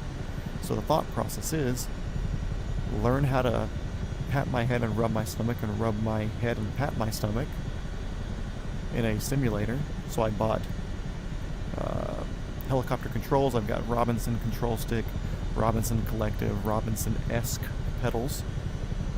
And I run everything as fully realistic as I can. I looked at suggestions for settings, for what I could find, and I'm taking it all with a grain of salt. You know, I know it's not going to be a perfect one-to-one recreation. You're not going to get that until you're spending $1 million and using some company's system, like a Loft Dynamics. But taught myself how to hover, taught myself how to auto, of course watching many videos, running ground school and everything at the same time. And yeah, I've got it basically figured out. And Chuck even came in a few episodes ago and said he kind of did the same thing. And it worked out really well for him, so it's kind of given a validation to my thought process, so I feel pretty hopeful about it. With that said, I'm waiting until my next show picks up, because right now I'm in between shows, and I don't want to throw out $20,000 of money for buying my hours in bulk and getting all that paid for, and then not having another job pick up for another 3 months, and then living on noodles until then. So I said, okay, cool. In my spare time in between shows, I already own my controls, I own my computer, I own the headset, and I have a YouTube channel that I can stream to. So I figured I'd stream flying around the world. It's 250 to 300 hours of not spending money on Amazon, which is very welcome. Gets me to meet some cool people like you guys, build a few subscribers on the channel, get a couple of likes, a couple of comments, keeps me busy, keeps me happy. I'm a yapper anyways. Speaking of, you haven't liked or subbed, go ahead. We have another 90 episodes of this to go, ish. And, yeah, so we're doing it. That's kind of the backstory to why we're here and why we're doing this. Oh, and if you're curious about setup or anything, it's the Apache Simulators R44. Of course, I could have gone with like the Apache or something like the one of the Airbuses we fly, but I've heard people say that the center stick feels slightly different than a standard center-mounted cyclic like this. So I have one that's the center-mounted stick, like the Robinson, because I wanted to be as used to the manipulation of that as I could. How much it will help now that I've put 400 hours on the sim, I don't know if it'll be that big of a difference. Because at the end of the day, like, I move my hand left, I move my hand right, forward, backward, and a center one would do it the same. The side-mounted, center-mounted one just feels slightly different. But the inputs will all end up being the same anyways. So should I have changed it? I'm not particularly worried about that. I don't think it's going to be that big of an issue for what my goal is. PC-wise, running a AMD 7800 X3D, 4070 Ti Super, because I heard or did the research and found that that was very similar-ish in performance to the 3090 of the past generation. And while I could have at the time purchased a 4090, I really only built this computer just to do the sim. And for me to spend an extra $1,000 to put this together, that means it's an extra $1,000 worth of time that I want this to save me. getting into the real thing, and then it starts losing its monetary benefit to me. So like right now, let's just say the average pilot is a 55-hour pilot to get their license. For taking time and having to do this and having to do that, whatever, and learning how to hover taking longer than normal. And we'll say an average pilot's 55 hours. If I get this in 42 hours, it's paid for itself. And of course, different schools, different schedules, whatever. I can go to class, learn something, come home and practice it 75 times that night, and then come back the next day and apply that. So I feel like this is going to benefit a lot that way in saving time, and then I'll really be able to put time and effort into practicing things that I feel need more practice. I'll really be able to focus on those much more instead of having to spend time figuring out hovering or figuring out autos or figuring out approaches. So a lot of little things, and yeah, that's where we're at. MetaQuest 3, as far as the headset, kind of went over with some, kind of touched on benefits and annoyances with that a little bit earlier with their charging cable setup. But either way, it's a fun thing to do. I mean, 10, 11 days in, it's bringing a handful of people to the channel. You see them at 727 now, as far as subs, but a majority of these are from a video that I had posted called like Metal Buildings Aren't Cheap, because we built a 30 by 40 metal shop here at the house. A nice concrete floor, paved the driveway up to it, had to clear the land, clear the trees, all that stuff. Anyways, like a $13,000 shop turns into a $40,000 build because of having to do the tree clearing and the mulching and the groundwork and the concrete and pavement and the building and everything itself. So it's more than just a $12,000 building. It's a lot more tacked on top. So I did a video about that because a lot of people want to build a metal garage. Most guys want to do that. And that video hit a lot harder than I expected. Apparently a lot of dudes, to the tune of like 500 dudes a day, want to see what it costs to build a metal building. So my video gets consistent views and I get a lot of subscribers off of that. So I have a whole channel full of people that want to learn about metal buildings. But I don't want to talk about metal buildings. Don't get me wrong, they're super neat. It's a great garage thing, and work on cars, store your tools, store your extra stuff. It's very beneficial. And the whole reason I made my channel called Multi-Shop Matt is because we were going to be building a shop. I do a lot of other stuff as far as building, working in film props, like I do machining, I do welding, I do car stuff, I do motorcycle stuff. I'm looking to do helicopter stuff as an owner eventually.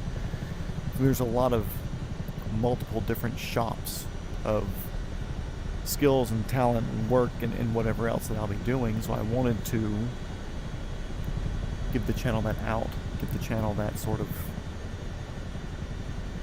coverage of no matter what I do. If I called it Matt's Cars and then I just show up and start flying helicopters for 100 days straight in a VR simulator, people are going to be like, oh man, you're a gaming channel now, you're not this. It's like, well, now I'm not a channel. The channel is for me and I do it for myself. I do appreciate feedback. If everybody told me something they thought was cool and if I should do more of this or more of that, then I'll probably end up doing that, because a lot of times the crowd has a pretty good idea. Sometimes. But really the channel's for me. It's my creative outlet. Right now it's something for me to do. By putting it on stream, if I don't do it, I can guarantee you Georgia Plane Spotting will be at my door in a week, checking the obituaries, making sure I'm alive, and making sure I'm going to finish the series. So streaming, it's kind of an accountability thing for me. Not only do I get to hang out with you guys, but you guys get to harass me if I don't post an episode or I miss a day. And I'll also try to let everybody know that I'm planning on missing a day beforehand. But anyways, yeah, that's us. That's our thing. But hopefully, once more stuff picks up work-wise, there's more money coming in, we'll start doing some more shop sort of things. do a lot of shooting too as an armor in the film industry, but I don't want to post much of that on the channel for monetization and reasons like that. Because if this channel does end up paying one day, yeah, you would. If this channel does end up paying one day, all that money goes straight back into it. It recovers this computer and sim setups, that way it's paid for, so I'm no longer out of pocket on that. It'll basically all just go back into itself until it's a full-time job, and then it'll end up being like a primary source of income. Then if it's once it's fully paid for itself, I guess you could say. But I never expected to get to that point. That's such a rare thing for creators that it's nothing that I'm ever looking for or looking forward to or expecting. I've said it before, I'll say it again, I'd be streaming even if y'all weren't watching, just because it's me doing something, and I know some people are going to be interested, so I figured I might as well put it up here, you know.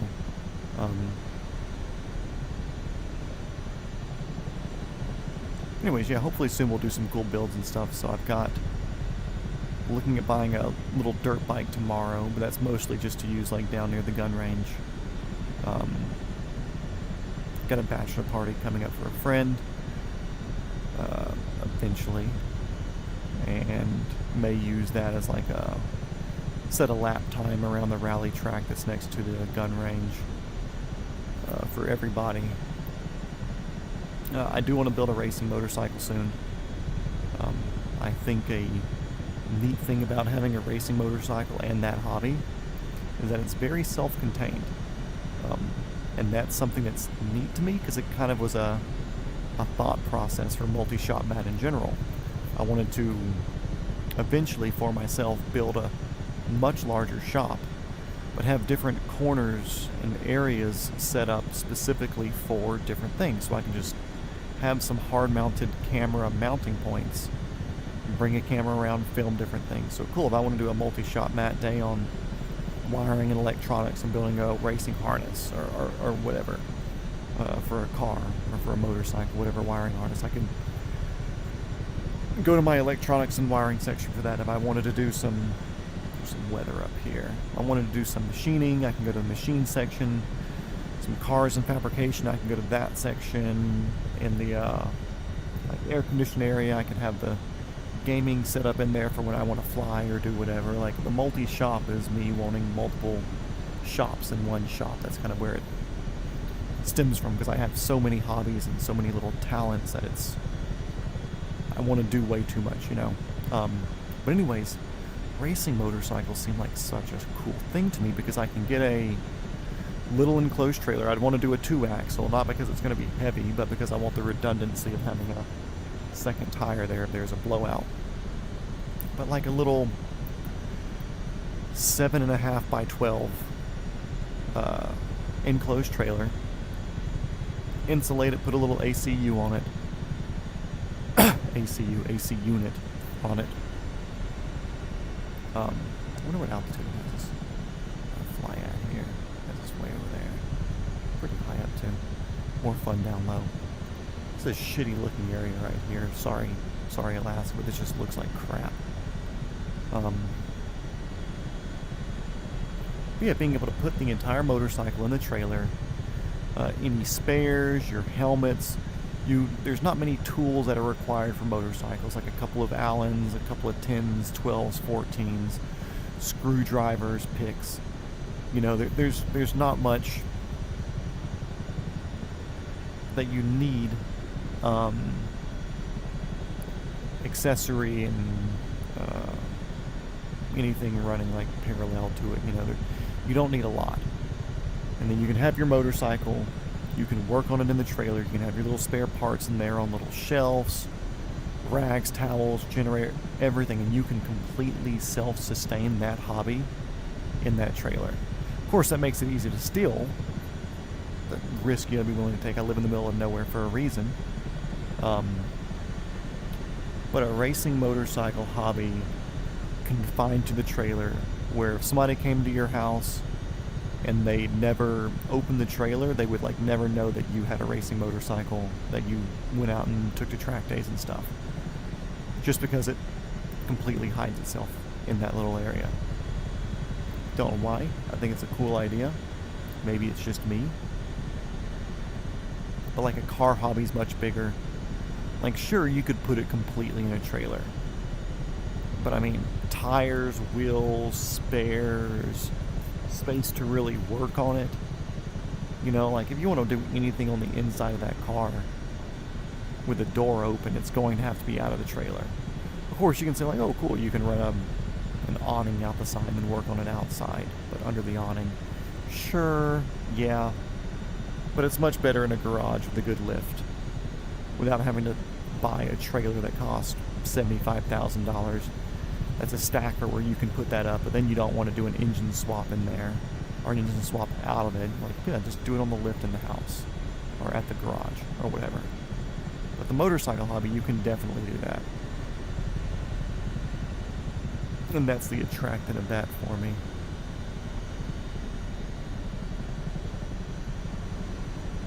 Let's see, we're getting there. Where are we now? 20 miles away? So we'll be there in 9 minutes or so. It's not bad. Let's zoom in a click or two. Looks like over these mountains will be our best bet. Kind of hanging to the right a little bit. I'm going to throw a little bit more toke at her. We can go faster, why not? It's a Chinook for a reason.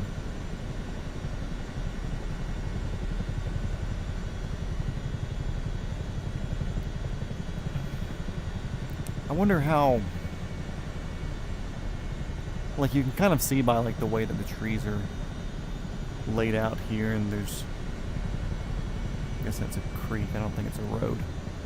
But all the different stuff moving through here, it looks like it's heavy water that comes out where it's glacial melt and mountain melt and everything that happens during the summer.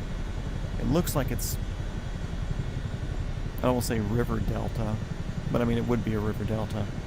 That's what it would be. Where it looks like it's that. But it also looks like it has a bit of not altitude, but elevation over normally. But I wonder how much water's moved through here to make this like this. Unless this is an old glacial path, because glaciers just carve giant flat-ish areas through heavily mountained areas. I mean, you can see there was a huge-ass glacier right here. So it does make sense that maybe there was a glacial area here at one point. Maybe. But just all weird, different parts of geography, really. Okay, I've got to pay attention and fly. Let's go. I may actually do something that I haven't done in 12 episodes. Once we set down up here, I may throw the engines back to ground, do a quick pause, and do a bathroom break. Because I was working out before that. I usually work out before I stream.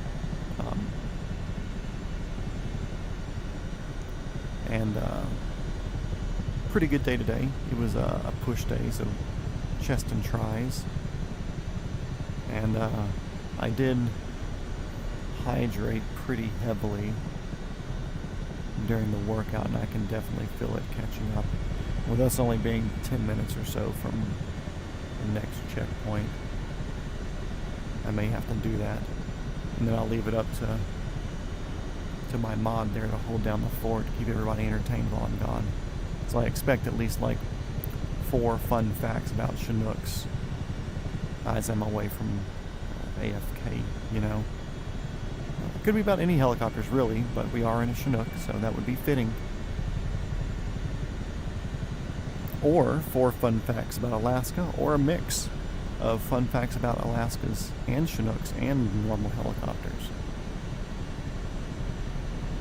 Who knows? He didn't even know this when he signed up for this job. He didn't even sign up for the job, I just hired him on the spot. Threw him a little wrench for his name and sent him on his way.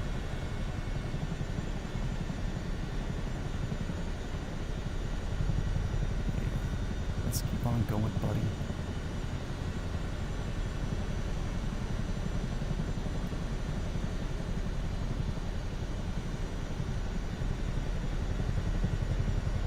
Maybe this airport has a little building I can hop out of the helicopter and walk over to the building is like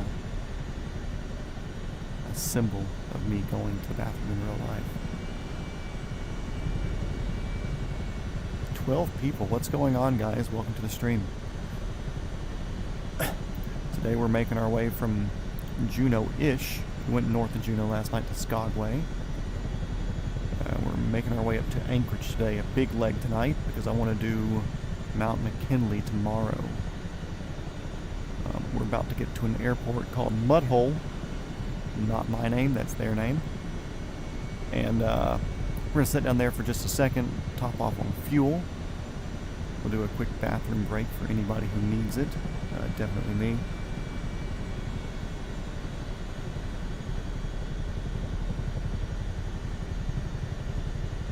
That might be talking about you. I think Sean went to bed. You might be the only mod in here tonight. Haven't seen Jake yet, so.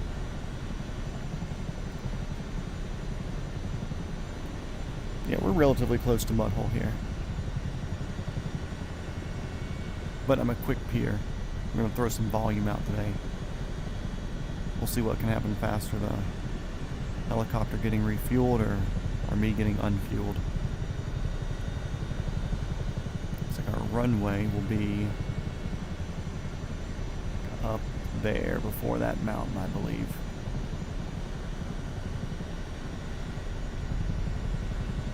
So we're a 5 nautical mile scale there, so we're 15-ish miles away.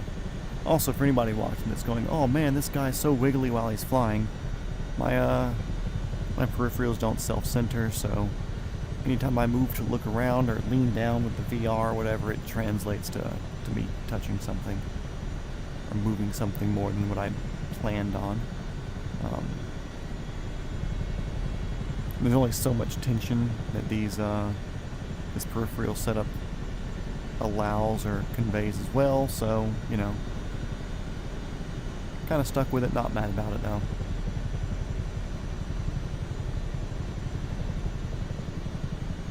Usually I like Poppy's Crest super close, but I knew it was just like another glacial river delta up here, a runoff delta where there's like not that much to see. So I'm not too worried about it, but we're still fighting a pretty hefty wind from the right.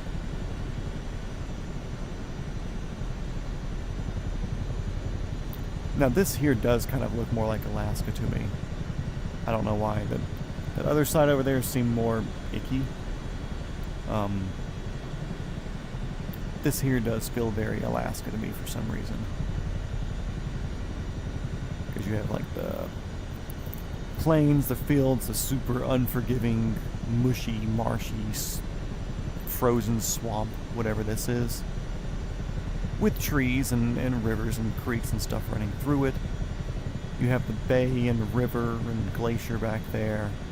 You have some bigger mountains kind of feeding in that you can see off in the distance. Yeah, this feels very, very Alaska to me right here. But I am thankful to be cruising 150 knots over it, so we are getting some decent wind and stuff as well. I wish I knew my ground speed, but for some reason the Garmin doesn't work in this particular model. Thank you, Asobo, or whatever freaking tester said, oh yeah, the Chinook is good, you can fly the Chinook. You were wrong. I mean, you can fly it, but that screen doesn't work. Kind of annoying.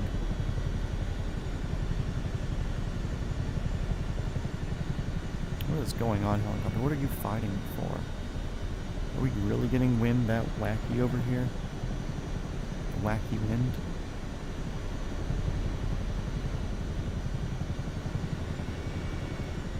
Chill.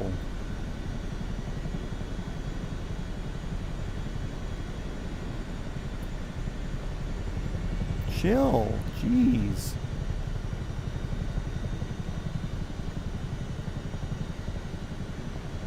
Let's see if we get another one here.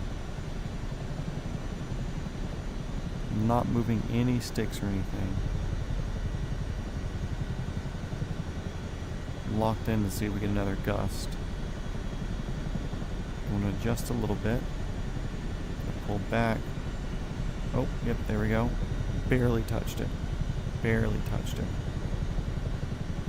It's like I can't ride in this one angle right here without it really feeding off. Weird. And that might be an aerodynamic thing with this too, where it's probably better cruising this thing at 120 knots or something like that. But at 150, it kind of really wants you to be dived into it. No, they want you to be like really nosed over, really having some sort of bank angle to it. But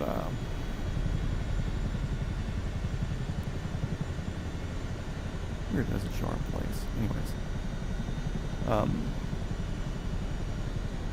yeah, maybe it just requires this sort of bank angle going this speed. Don't know. I'm sure once I go to Chinook school, I'll learn. Or I can ask my boy Chad, a Chinook pilot for Rotac. I actually was messaging him today about Arizona. If you're from Arizona and you're in my chat, raise your hand.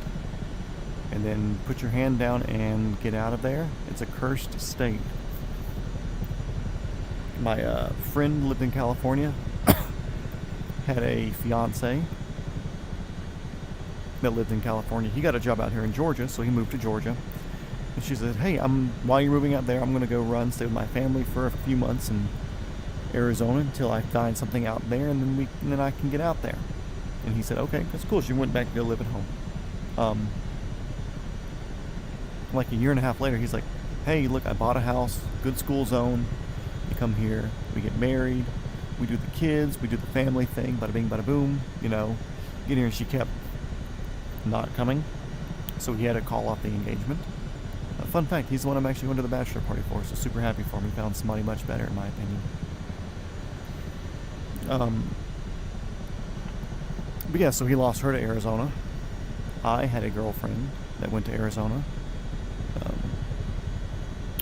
Ended up not coming back from Arizona because she's a bitch. But that's her fault. And there's been a few other people I know that like lost people to Arizona. So if you're from there, sorry, get out. Or if you're the person that went there and somebody lost you because of it, then you're somehow part of the problem and you should be aware of that. So, anyways, let's do a call to Mudhole real quick. Mudhole, this is helicopter November 420 Foxtrot Whiskey. We are 7.5 miles to your east. Currently inbound for the ramp. We're going to do a potty break and steal some fuel at the same time. We are armed. Do not resist. Mudhole traffic.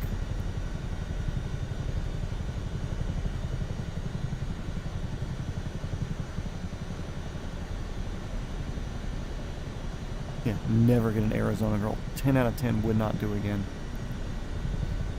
And I should have known. I should have fucking known. Because I already had the Arizona curse theory. I already had that in my head. From my friend and a couple of other people. And she was, I won't say a military brat, but she's from a military family. Her father is based down here where we're at now. He's retired and doing it as a contractor outside now. Working for like Lockheed or Honeywell or something. Anyways, she had lived in Virginia and then moved to Arizona for like 5 years, then came back home for a few years, or when she met me, so for like a year-ish. And then she went back out there because she found a job in something she wanted to be in. It's like, okay, cool, go out there. It's only like a 5-month thing, but of course, old chat knows how that is. Oh, how far are you in, black man? I'm not in a black man right now. I don't ever plan on being in one. Melly the goat. are you in, Black Man? Trying to see if there's a mistyping there, but I think that's what you meant to type. LOL on that radio call. Do not resist. Is that not common practice? But yeah, how far are we in? We're 12 days in. We started in Georgia, doing anywhere between 2 to 4 hours a night, and we are currently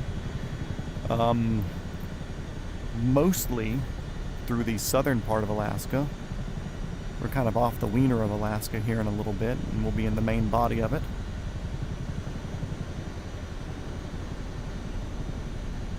Let's see if it's going to show us up here. Yeah, there's Mudhole. Oh, it's in the snow. Great. Ew. But there's actually a road. Look, people, civilization. Haven't seen that in like this entire time. I think all the little airports that we stopped at, there was like literally just the airport and like a road to a little house next to it. So like whoever lived there literally just flew in. It was a random chat message.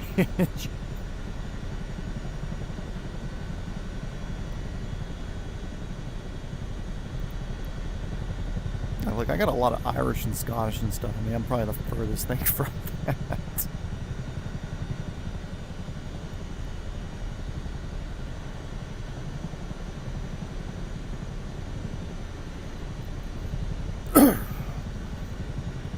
Yeah, got little trucks and everything running around down here. It's neat seeing not neat, it's weird seeing a road now after flying through the Badlands of Alaska there.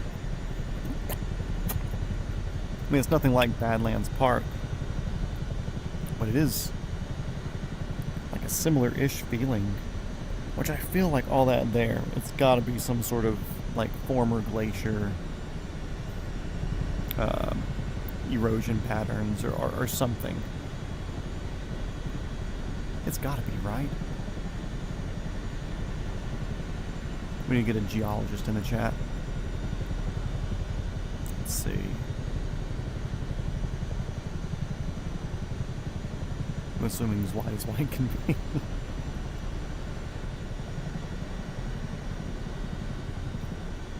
Let's see.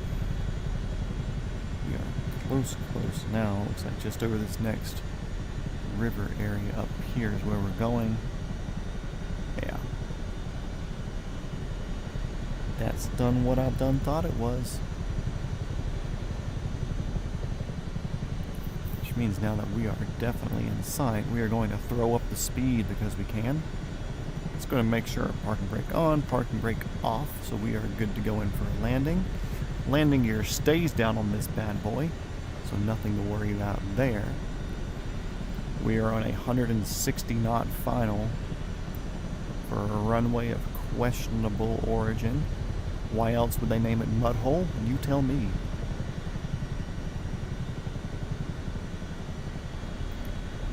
Mudhole traffic, this is helicopter November 42069. We are on a 1.5 mile final for runway 27. Mudhole traffic. I don't think it's towered. It's got a little plus sign around it, might be. I don't think they have a lot of traffic coming through. I wouldn't think.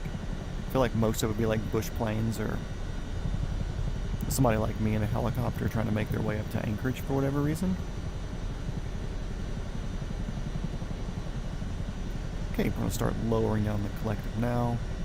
Kind of playing into the wind, that's why we're offset over here. But we're going to be going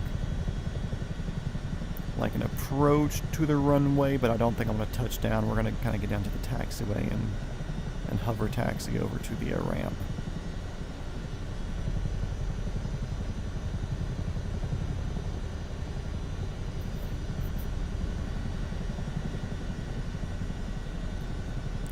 Let's look at an approaching beast real quick.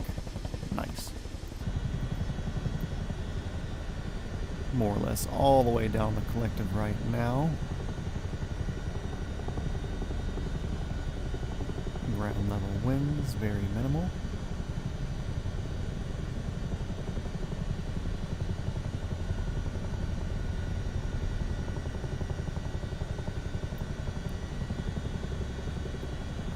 station's hard right over there.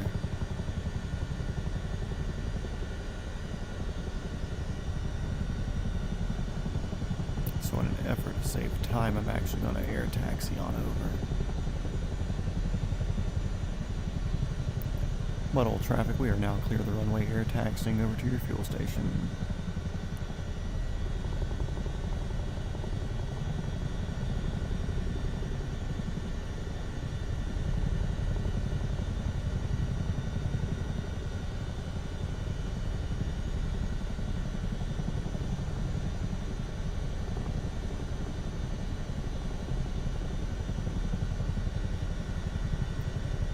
Forward motion's basically stopped. Come on and set it down.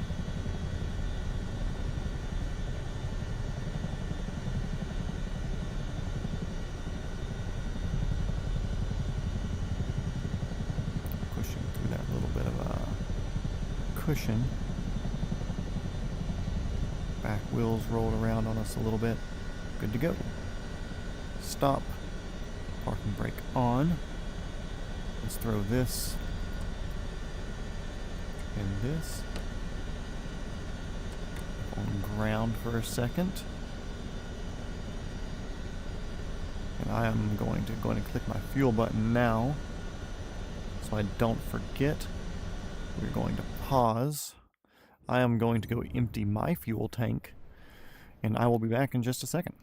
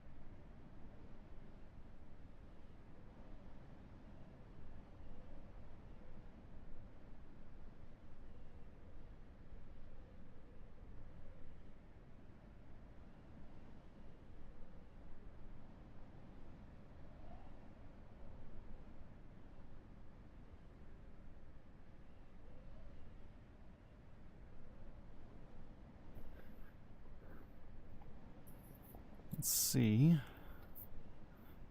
Let's get back in here.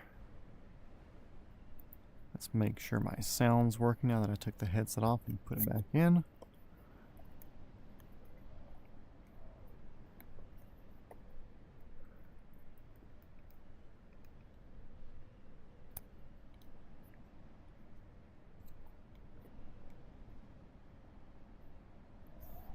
Yep, sound's working. Sick. Let's go, guys.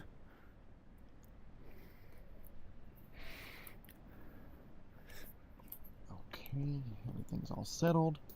I'm settled. Let's give them a call and continue. Resume. I almost clicked end flight. Would not have been fun. Okay. Settled in. The seating position still good. I'm going to scoot forward just a wee bit. Good enough. Okay, we'll have to use this here. Up, up, click right, click right. Oh boy, the rain's coming in. Tell you what, let's go.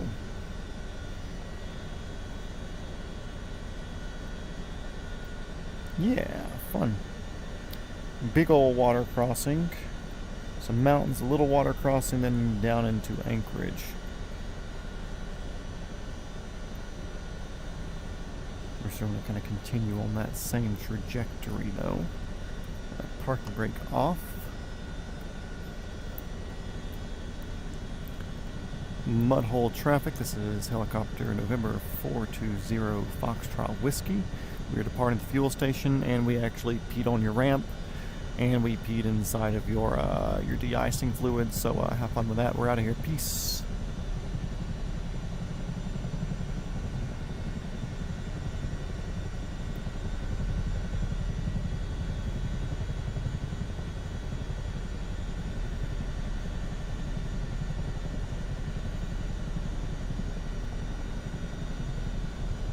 This is going to be fun. And when I say this is going to be fun, I mean this is going to be IMC through mountains.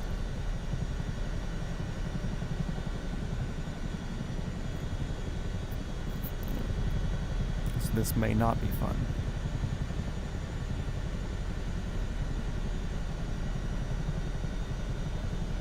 Well, we're going to give her a ring. And if we need to go set down in the valley, I'm sure as shit gonna go set down in the valley. This has been a long trip so far, and I'm not gonna throw off a day for that. Although if I knew what our elevation restrictions were, I would basically just fly instrument until we're past it. But I don't, so we're not.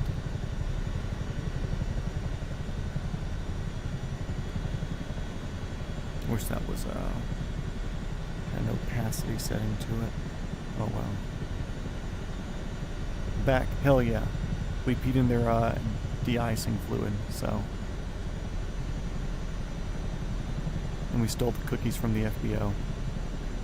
Absolute menaces of Alaska. What are they gonna do? We're armed.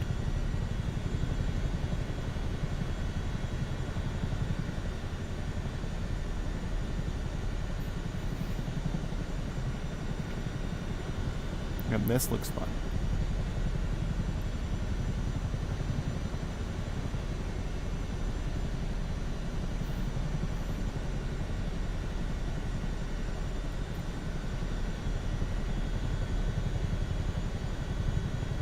How far in are you, Black Panther? I still don't get that. And dude, cookies are straight out of the toaster oven. Fantastic. Let's see, we can go slightly right. I'm gonna aim for this saddle up here. One that's kind of like dead center there. Keep us out of that. Although it is moving towards us, this gives us enough of a little lead on it to get over this and down into the bay on the other side, so we can stay ahead of it without having to soup it in an area that I don't know any elevations.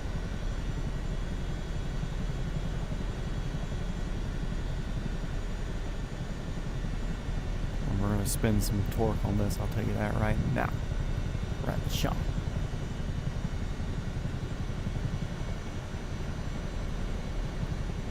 But it's like one thing I'm really looking forward to is like taking cookies from an FBO one day. Because I usually just have them out there for free. It's like, oh, you come and land and you pay our little parking fee for $10 and get some fuel that we're upcharging a little bit. We'll give you a cookies and a cup of coffee. Like, it'd be fun. Especially like if you fly somewhere for like a $100 hamburger. And they're like, you want dessert? You're like, no man, I'm good. There's cookies at the FBO. Okay, cool. That saddle worked out perfectly. I did not want to fly through that over that edge of the mountain. That was great. Good job, good job, good job. Good job, team. Good idea.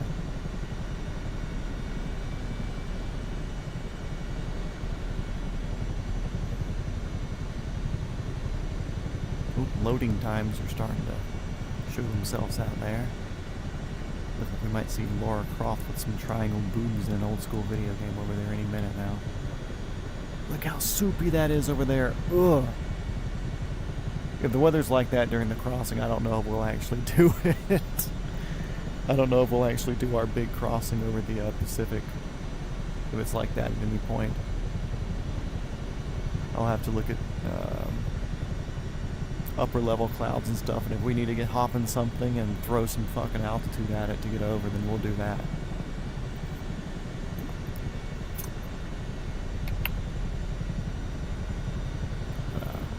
I do not want to do an hour of hard IMC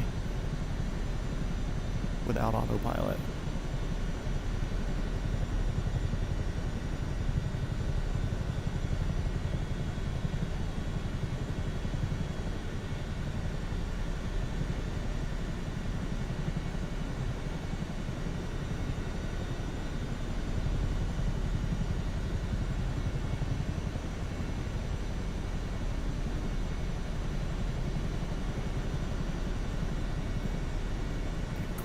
Made our way past that. I don't think I need zoomed in for terrain and weather too much. We're getting little patchy rains coming up here, forming in front of us, but I don't think it's going to be. We're well above any terrain that we're on current course, which is, we'll call 2.6 our course for now. But we're in for our last little leg. I think this is like 2/3 as long as our last third. So, yeah, not too bad. Fast ass Chinook and a big old tank of fuel makes it relatively easy. And we've stolen gas from 2 different places. And we peed in the de-icing fluid of one of them.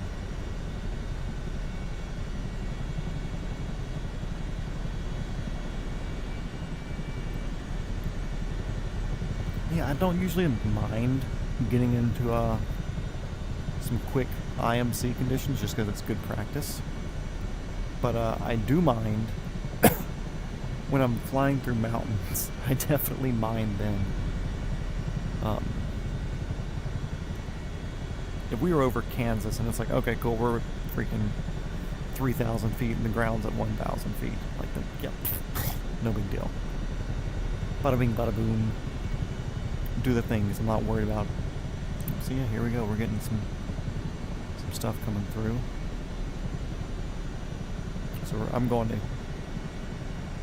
kind of split gauges and looking ahead, but we are getting into some light IMC there.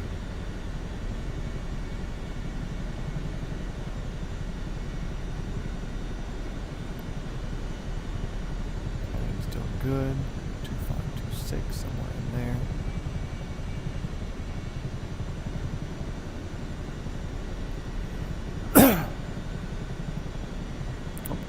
That little part. Might have another little one coming up, no big deal. I was listening to the podcast a long handful, like half series ago. One of the guys was saying, I think it was, what company was it? It was one of the bigger Columbia helicopters, maybe. Anyway, they sold a couple of ships to some people in Europe or whatever, and they did the ferry for it. And the helis were in Turkey at the time, and they were coming off contract doing fire there. And the guy like got the, I won't say gig, but was given the responsibility of ferrying a Chinook with like one of their chief pilots to help kind of teach him Chinook stuff. And he got to ferry a Chinook all the way from Turkey up to, I want to say like northern France or Netherlands or something like that. Somewhere up in that general direction. It's like, man, that'd be a cool little thing to get. Like, okay, cool, you're done with the fire contract, you're going to come home, but first, like, let's get you to fly one of these things up here. Get this guy up to speed since you're CFI, so you can get this guy from whatever company that purchased it up to speed. Speaking of up to speed, we are going fast right now. Sheesh. Let's cool that down a little bit there, Hot Rod.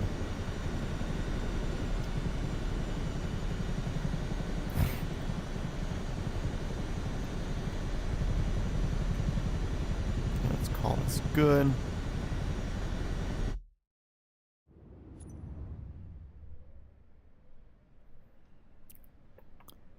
My charging port disabled, and how I was talking about the my cord not acting right. Every once in a while, when it's not acting right, I get the thing that says, "Ooh, USB charging port disabled." So I assume I'm still running through the link right now. I don't think I'm running AirLink. I think I'm still running through the link, but I think the charging capabilities at this point is not there. I don't know. Kind of annoying when that happens. Especially if I was going like into a landing or something like that. That'd be brutal to lose it after that much. RAS Horton HO229 Silver. That's what that looks like. Or HC229 Silver. 24,000 feet descending. It's an RAS Horton. Jamie, look that up. You can tell the clouds are closing in around, so we only have that little bit of blue reflection left in the ocean of the sky above us.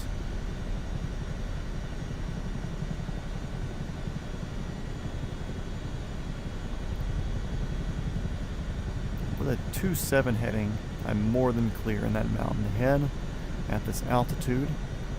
So 3,500 feet more than plenty. And if we go IMC, we'll just continue doing what we're doing here, gaining altitude if anything. I don't think we need to. I think we'll stay in rough conditions.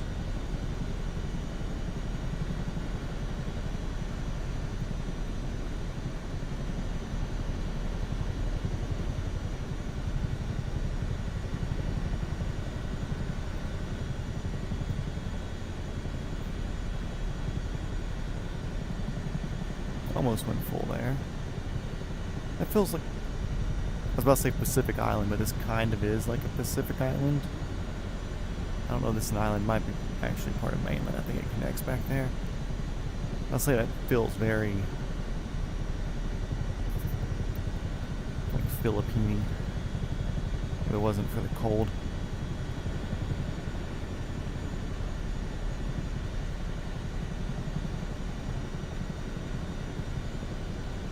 We're staying at 3,800 feet right now, more than plenty above there.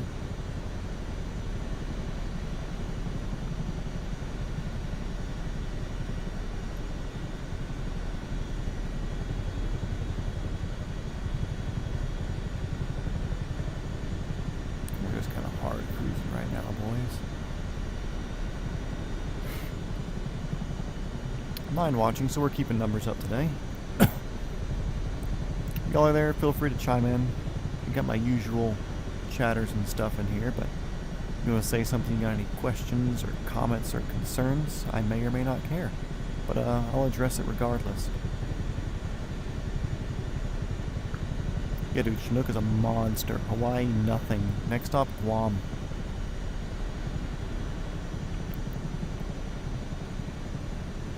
We're chasing those Filipino women in stream tonight, boys.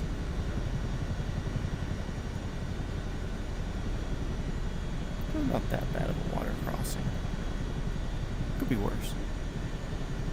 Could be Greenland to Iceland. But we'll burn that bridge when we get there.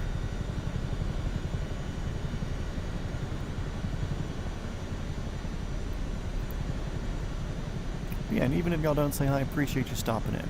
We got another 90 days of this going on, or give or take, you know, somewhere in that vicinity.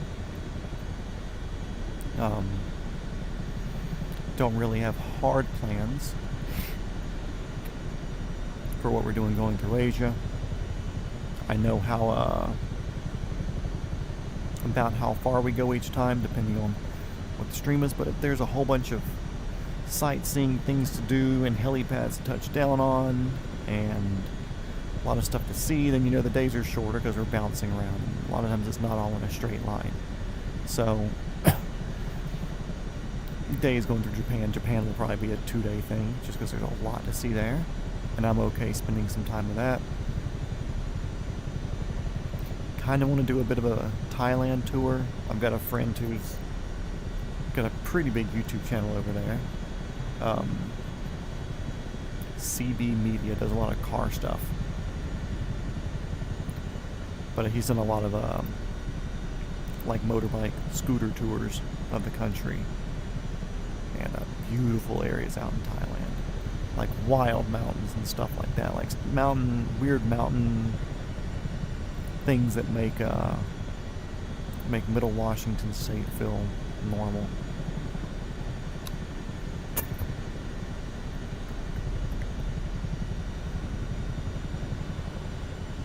Also, I was trying to explain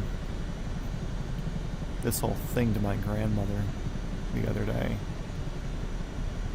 I was like, okay, so I've got these controls, and it's like everything that you would touch in the helicopter as far as like the sticks and the pedals, it's basically the same thing, and it handles basically the same way, and it runs through the computer program, and I put on my little VR goggles, and the way it does it, it makes you feel like you're sitting in there, like I can reach over there and slap you lane for being stupid as always. And it's like, yeah, and I'm doing this around the world flight. And it was like hard for her to conceive of it, because I mean, she born in 1920s or whatever. But she's not that old. She's like 1940s, I guess, 30s. She's like low 90s now. Anyways. It's like hard for her to conceive what I was trying to explain, and I kind of showed her like some of the video that you guys are seeing, but that still doesn't quite do it justice, because y'all are only seeing like a cutout. Yo, the Ho 229. I'd also say we finally have a griefer in here, but somebody's actually playing along. No reason he would have done that.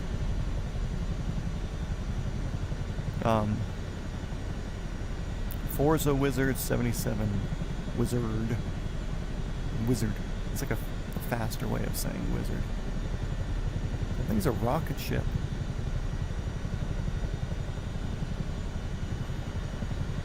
I'm gonna Google image that bad boy real quick. Y'all are gonna hear me voice the text. It is a Horton HO229 Silver. Oh. If y'all are unaware of what that is, look at it. It's like it looks like a Nazi concept for a stealth bomber kind of thing. Very interesting. To even know that somebody I mean, he's got to be a friend. He's not foe, he's friend. I kind of do wish my gamer tag was the same as my my YouTube name here. Get some free promotion out of it for like all 3 people that would see me. Although, I mean, once we get to like Taiwan, Shanghai, Tokyo, we'll see a whole bunch more like live people doing stuff. We're gonna start killing some altitude here. We're gonna coast it up this bit up here. Actually, we gotta go more left. So we'll aim for that island over there. I'm going to try to stay out of those clouds. They should be moving east anyways, so. Yeah, dude, that Horton looks wild. Is that Brad? Yeah, Brad. What was the cost of the last fuel stop? We stole it, actually. Fun fact. I peed on the ramp. I peed inside of their de-icing fluid on their little de-icing machine. We took the fuel, we pointed guns at them, and they couldn't stop us. But I want to say it was around 2,000 pounds of fuel. I think Jet A is like, what, 6.8 pounds per gallon or something like that.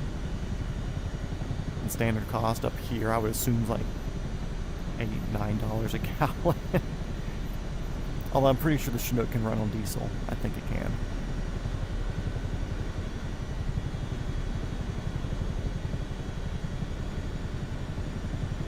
Yeah, and we got some cookies from the FBO. Don't forget about that. We do have some more in the back. If Elaine did not eat them all, she looks guilty as shit right now. Hey, look at me. Oh, okay. Yeah, she ate the fucking cookies. I'm sorry, Brad.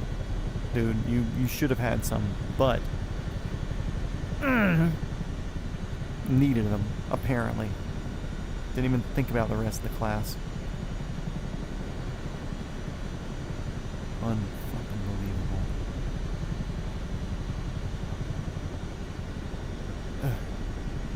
Is that big mountain up ahead of us up there?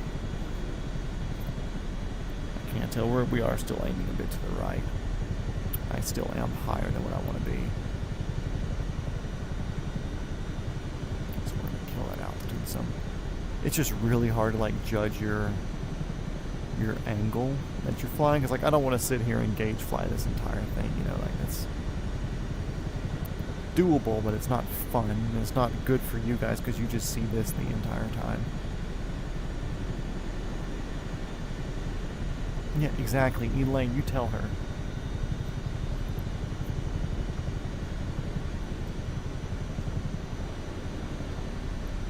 Unbelievable.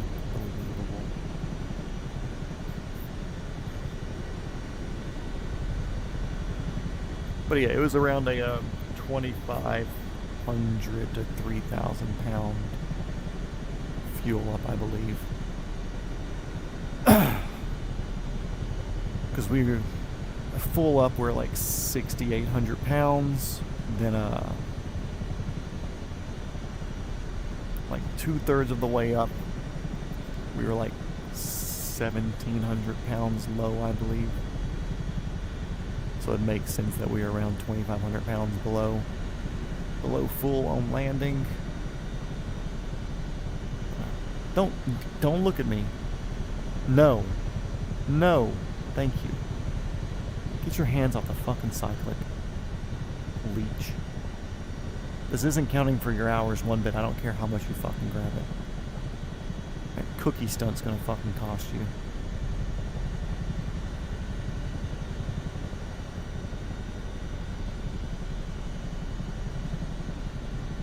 What helicopter and what is the range? I have the entire floor covered in cookies too.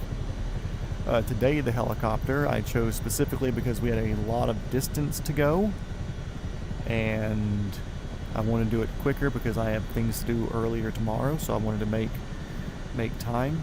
But we are flying a CH-47 Chinook.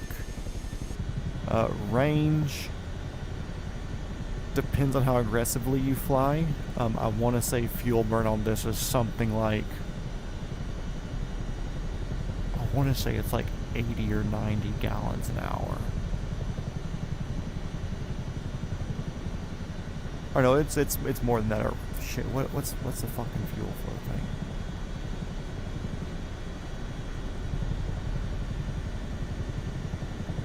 Anyways, it's a Chinook. It's got decent fucking range. I honestly didn't look too far into the range. We could have, if we straight lined, we could have non-stopped to Anchorage, but just gotten to Anchorage. And I didn't want to risk that because Alaskan weather, cookie smackdown.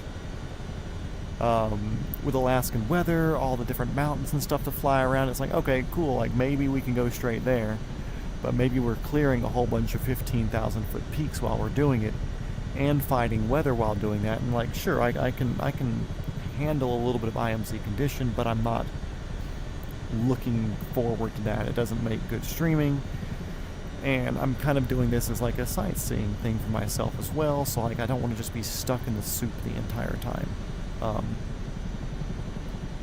So I put in these 2 fuel stops, fun stops, so that way we could not worry about fuel, take as much of a detour as we wanted to. We needed to sit down and wait for some weather because I wanted to keep it live weather today. as well are historically accurate. I think we're 2 hours behind weather because I didn't want the sunshine to do this the entire time, which it would have been if we had done it live time and then gone dark up here, which would have been doable, you know, throw some altitude and clear whatever you need to, but again, not the best for streaming stuff. So yeah, that's where we're at. We haven't had this many people hopping in a while. Yeah, it's been relatively active tonight for a Thursday night. No, that's not bad. Like I said, I'm never really chasing the numbers. I don't care at the end of the day. You know, I've got a, I won't say I've got a job, but I have a job that works sometimes and pays well when I do. So I can have little times off like this. It's like I don't chase the numbers on here, because if it monetizes, it monetizes. If it doesn't, it doesn't. You know, but it's neat to have more people come in, because even though I really do enjoy conversation with you, I enjoy having other people hop in as well and ask questions and see if they're more technical. And like we had my good friend Chuck hop in and give us some cool insights on stuff as a helicopter pilot himself and a fixed wing pilot. And you know, it's neat having a variety of people come through. And then like when Sean's in here, you know, like he wants to talk tactical stuff and radio stuff. So then it like takes the focus off the flying. Because guess what? We still have another 200 plus hours of flying. So sure, I can probably yap about that the entire time. I don't think that's quite my tism, but I can make it if I need to. But it would be nicer to have other conversations pop up every once in a while and whatever. Do I freelance in real life? What I do in real life, I'm an armor and props person in the film industry. So whenever a show that hires me is working, I'm employed, and whenever that show is over, I am not employed. Although I am like W-2'd or whatever whenever they come around through that production company. But when the show's over, like there's no official firing or ending. It's just like, cool, the company dissolves basically once that's over. Once production's over. And I look for something else, and there's some times where I work on 3 or 4 shows at the same time. If it's like sparse work where there's like 1 gun a week on each show, then I pop in and out of whichever ones I can. But right now, film industry is super slow. So the show I was on finished. I did a Will Trent season 3, and then season 4 is not going to start until July or August or something. So what do I do for 3 months? What do I do for 4 months? I'll still get little gigs here and there, so I may have like 1 day a week a few times in between now and then, just because it's slow. Usually it's balls to the wall basically all year. But since it's slow, you know, I don't know. So something to keep me off of Amazon late at night and off of the other sites that I want to shop on late at night is hop on the stream and fly the helicopters that I already own all the equipment for, so I can do this for free, you know? Real steel and mock. It all kind of depends. On Will Trent, 90% of what we did was like very good looking airsofts or very good looking hard rubber molds and stuff, because if it's like a police officer walking around the background, you don't need to see it. But there are some scenes in Will Trent where you can't use an airsoft, like this past episode this past week. A kid breaks into his house trying to kill him because Will accidentally killed his brother while he was in a shootout.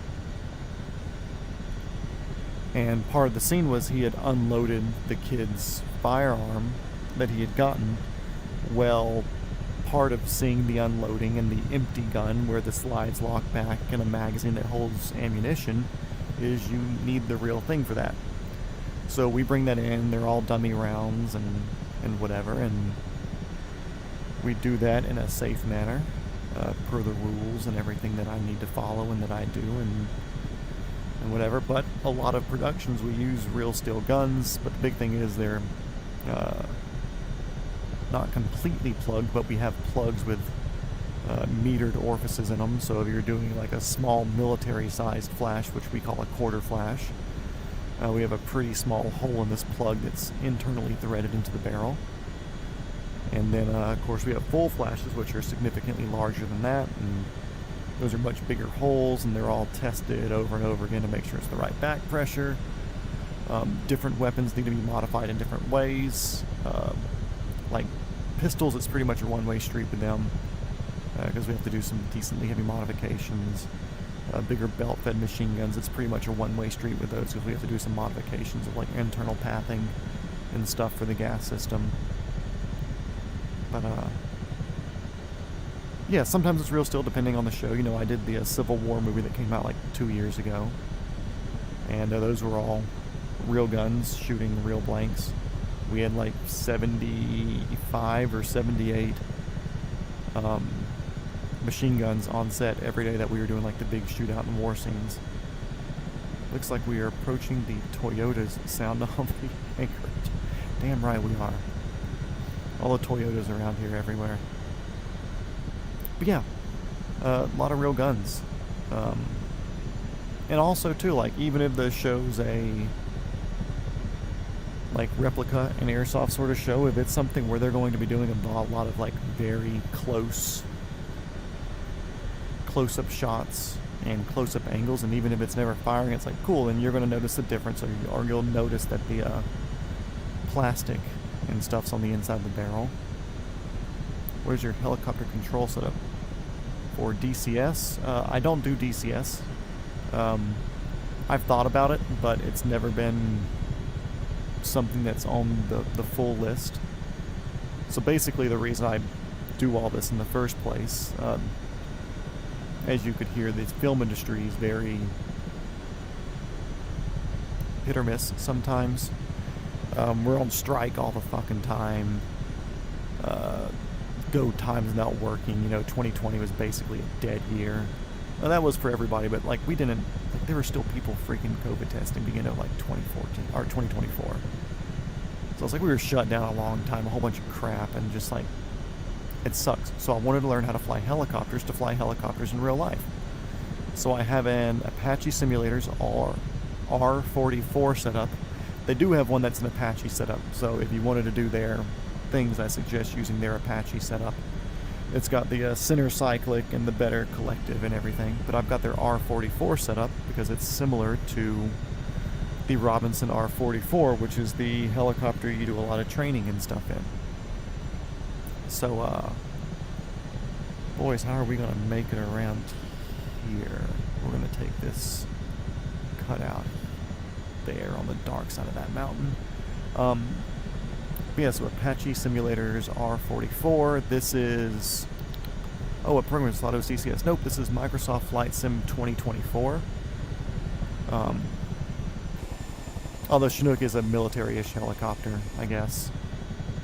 But I've got a handful of downloaded models. Like I downloaded the Robinson R22, which is the one that you usually train in. Got the Bell 206 B3, the L3, a couple of different Airbuses loaded in, like the A-Star, the H-130. Yep, Microsoft Flight Simulator 2024.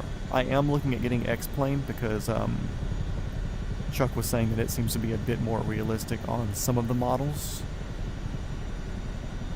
But for right now, I've still got another 200 hours or so left in this, so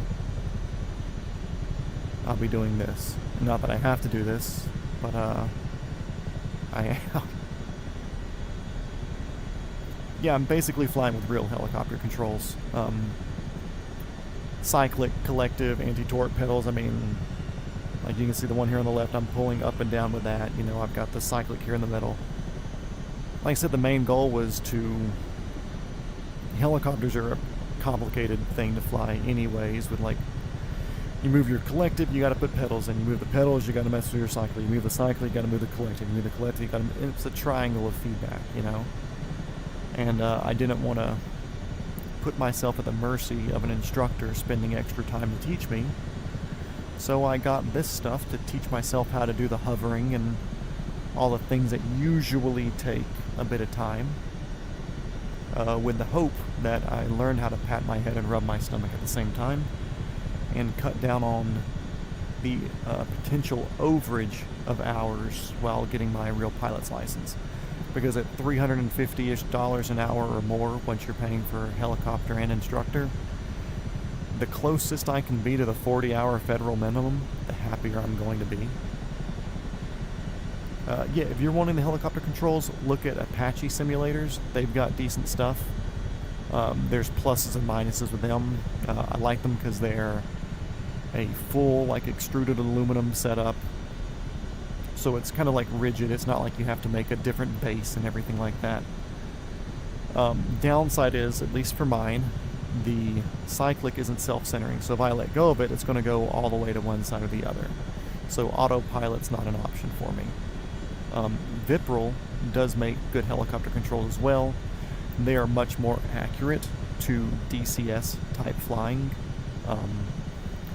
More military type controls, more buttons for whatever weapon systems or whatever is in the different helicopters, whether you're flying like an Apache, a Cobra, or one of the Russians, or whatever. But Vipril's pretty solid.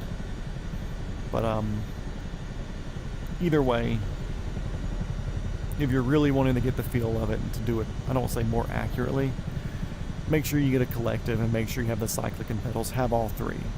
Because you can kind of fake it a bit with like a HOTUS setup from like Thrustmaster, where you have a joystick and the throttle quadrant and the little pedals that are on the ground. But there's really no feeling like having a collective off your left side to where you can actuate that. It's completely different feeling. Flight Pro Puma, I forgot about the Puma. Puma's solid too. I've talked to a few people that have used those, although I haven't like gotten into deep conversation with them. I actually didn't see the Puma for the first time until I had already ordered this. So I may have gone with the Puma setup if I had known about it. But like I said, a big thing for me was like I wanted the Robinson center stick, which of course not great for DCS, but for me doing what I'm doing, it's more than okay. In the future, I do see myself upgrading though to like a Vipril or something that's more detailed. Because like I said, my main priority with this was really learn how to fly the helicopter. I've said it before on stream, but I've done, when I first downloaded all this, I mean, I did like 100 hours of hovering around a parking lot and like doing little approaches to hovers and departures, and for 100 hours of just grinding away, learning how to do this to a good level, or a good enough level in my head. It took 10 to 12 hours to learn how to hover regardless. Putting everything on like the hardest, most accurate simulation settings as you can, as the game allows. But yeah, I definitely suggest getting all three of the controls. I have had friends do the HOTUS setup, where he runs it on the Xbox, and I've flown with him. Actually, Jake, he's one of our mods in here. And I've flown with him on Microsoft 2020 because we can cross-play my PC to that. But he's got the HOTUS setup, and he's been able to figure it out, but I definitely know it would be better with an actual collective setup. Dude, if you got a motion platform, go for it. That makes it even better. I think my Apache setup was like $1,400 to $1,500 shipped, and there's a bit of a lead time on it. It's like one dude in Italy that puts these things together, and he does runs of them. So like, you put the pre-order in, he's got a run, he'll have a few overages at the end of the run or whatever, but I put my order in, and like 2 or 3 months later it came in. Of course, it wasn't like a pay now and then you get it eventually. It was like, hey, you put your order in, and then whenever we're ready to ship it, we'll send you the invoice for it, and then you pay it when it's ready to ship. So super good on him. Haven't had any issues, although I did have a problem with it. I let one of my friends try flying here in VR, and he went to crash, and he gave that fucking collective a yank from hell. And part of the pivot system has like a 3D printed stop on it, and that stop cracked, but he has a new metal design, so he sent me the refreshed design for free. So good on them. We have a DUF H3. Kind of wish we would have gone with the H6.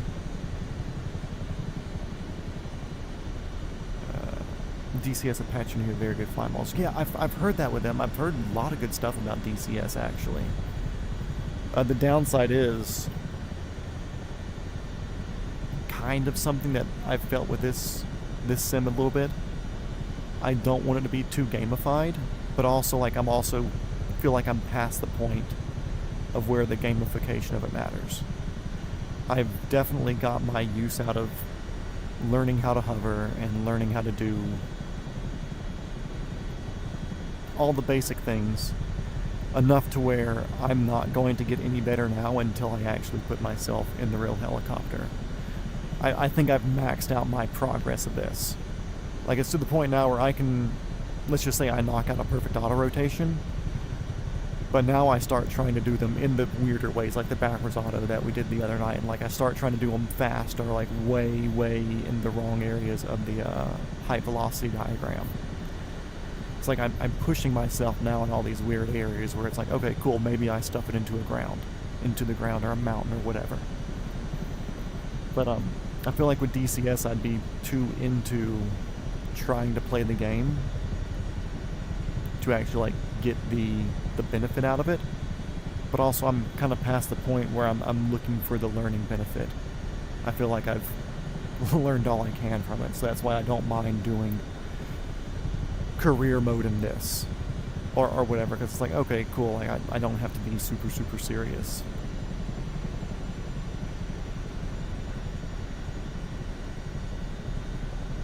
DCS and a couple hundred, still setting things up.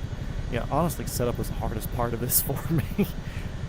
I can plug in a computer and I can start a program, but when it comes to troubleshooting all that shit, that's beyond me. Like, a motion platform would be neat. A lot of times what I'll do, like whenever my dad's here, I'll be like, hey, could I do the VR thing? And he doesn't want to fly. I'll literally put him in a seat next to me, like a co-pilot or a passenger, and I'll have him look straight ahead wearing the VR until we take off and we're in the air, and then I'll have him look around. I'm like, sure, I can still fly looking this way, but if we're getting there, so I'm like, hey, look forward for me so that way I can see like what we're going to hit or what we're not going to hit. He's like, it'd actually be really cool with a motion setup. It's like, yeah, it would be. But right now, that's not going to be a benefit to me as far as me trying to save money. Eventually, though, I would eventually like to have a motion set up. Whether it be one day, once I'm a CFI and I've done years of flying, I'm like, okay, cool, let me retire and just start a little flight school or something. I think a motion system would be neat. Or, you know, make enough money to where I can get like a good solid like 6 degree of freedom motion set up and get everything in there. I am running VR. I have the Meta Quest 3. There is a slight issue with it that I'll say that I've realized. You get the best performance with the Meta Quest Link cable. It's like an $80 cable that you have to buy additionally. I didn't get it initially. I was first doing it just I think with the AirLink, where it was like wireless, but I was getting some less than desirable lag or bitrate issues or whatever it was. So I stepped up to a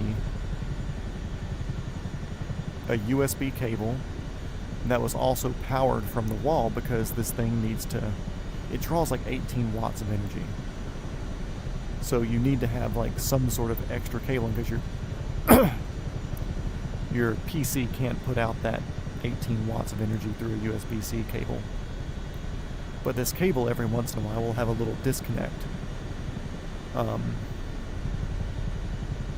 which is kind of annoying. So I got the meta cable, but then I did a 3.5-hour stream last night, and when I took it off, we were down to like 10% battery. So I want to see if I can find a middle ground that doesn't do that. As far as virtual desktop on the Quest 3, dude, I couldn't tell you.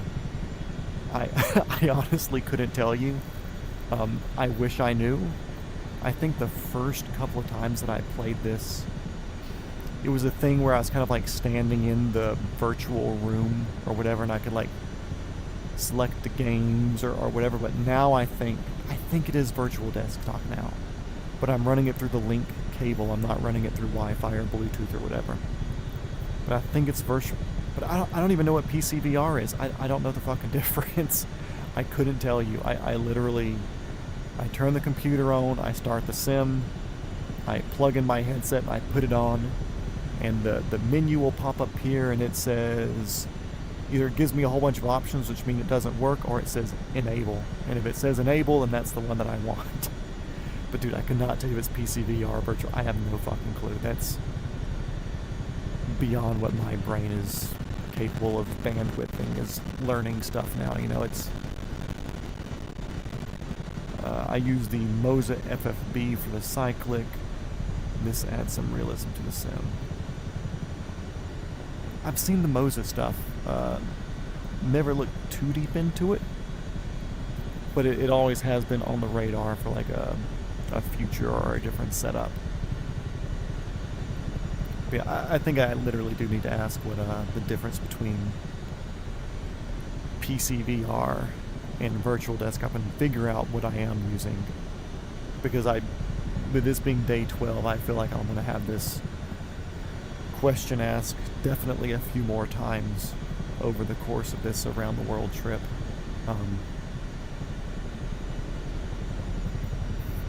Like I said,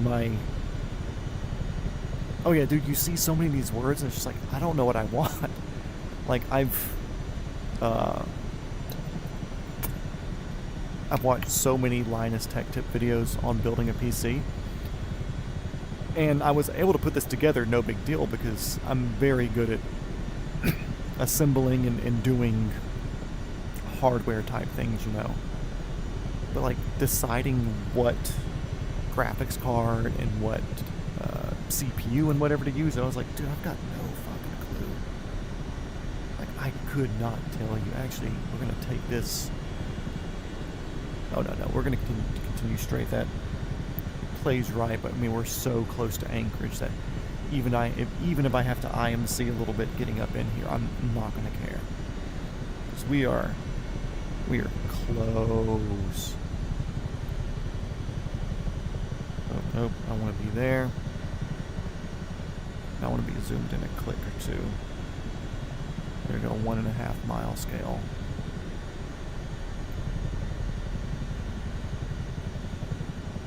But yeah, like putting the PC together, it's like I had no idea what parts to get. Like I knew I needed the list of things. Like, well, I need a power supply, case, CPU, GPU, the board, coolers, blah blah blah. I knew I needed all that. I was like, I don't know what to get. I researched for months and I was still fucking clueless. I just kind of like knew what GPU level I wanted to go with, because that kind of dictates the price of the build itself. Yeah, dude, it's a huge rabbit hole. So what I'm running, because like if you have a motion setup, I'd say definitely invest in going with like the 4090 or the new 5080, 5090 setup if you can get your hands on it. But I'm running a 4070 Ti Super.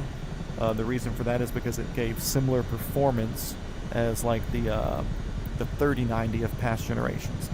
And I know a lot of people ran 3090s with VR in Microsoft 2020. And apparently 2024 is slightly less intensive because it's cloud streamed.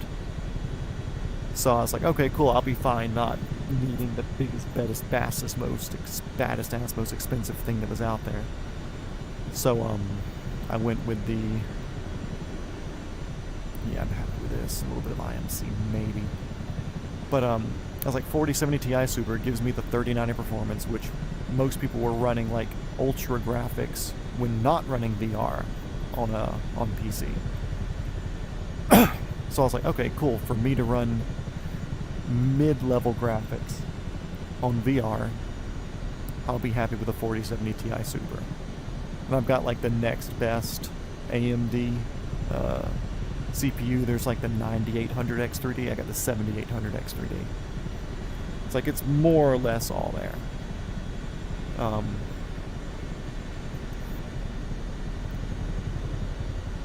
So like I'm happy with that. But yeah, AMD 7800 X3D. And I went to Micro Center, and if you have a Micro Center in your state, straight up go there, find one of their dudes and talk to them. Holy shit. Micro Center, 10 out of 10. Like, the dude gave me his card, and he's like, dude, add me on Instagram too, because like he was a car guy, gun guy, all that stuff. So me and him yapping about shit the entire time. And he's like, yeah, dude, add me on Instagram. So, because I had to go back to get, I bought a 3D printer like a month later. I got the Bamboo Labs Carbon. No, the P1S, but I got the hardened extruders to run Carbon. And he's like, yeah, dude, add me on Instagram. And I messaged him, was like, hey, dude, are you on commission? He's like, yeah. I was like, cool, I'm coming back. I need something for you. What days do you work? You know? So if you have the ability to use a Micro Center, fucking do it. Because, like, if you're like me where you're down this rabbit hole to where you can read all of these things over and over and over again and, like, not really know what you're looking at, but, like, you can read it and you can regurgitate it, but it doesn't make sense to you, go there and talk to them and they will walk you through it, and they are so fucking nice.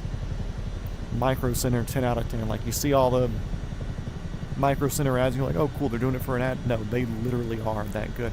Hey, we're back into the area where there's towers we gotta look out for. What's up, dude? Let's go and give Anchorage a call. Anchorage Tower. How far are we from Anchorage? Not gonna tell me? Gonna keep that little secret? Anchorage Tower, this is helicopter 420. Foxtrot Whiskey. We are about 7 miles to your southeast. We are inbound for the ramp. We can go direct to ramp. Anchorage Tower, and they're going to approve because they're not going to not approve us. But yeah, dude, if you can hit Micro Center, do it. I mean, it's worth the investment or the drive, even if it's a state over and it's like a 3 or 4 hour drive. Go there, put your eyes on it, put your hands on it, talk with the dude that's gonna like help teach you to set it up if you don't already have the PC or the different sim stuff, because they have a lot of the sim stuff in stock too. A lot of flight control stuff. I don't know they have the collectives in stock, but if not, they can order it and make sure it's all going to be compatible and suitable.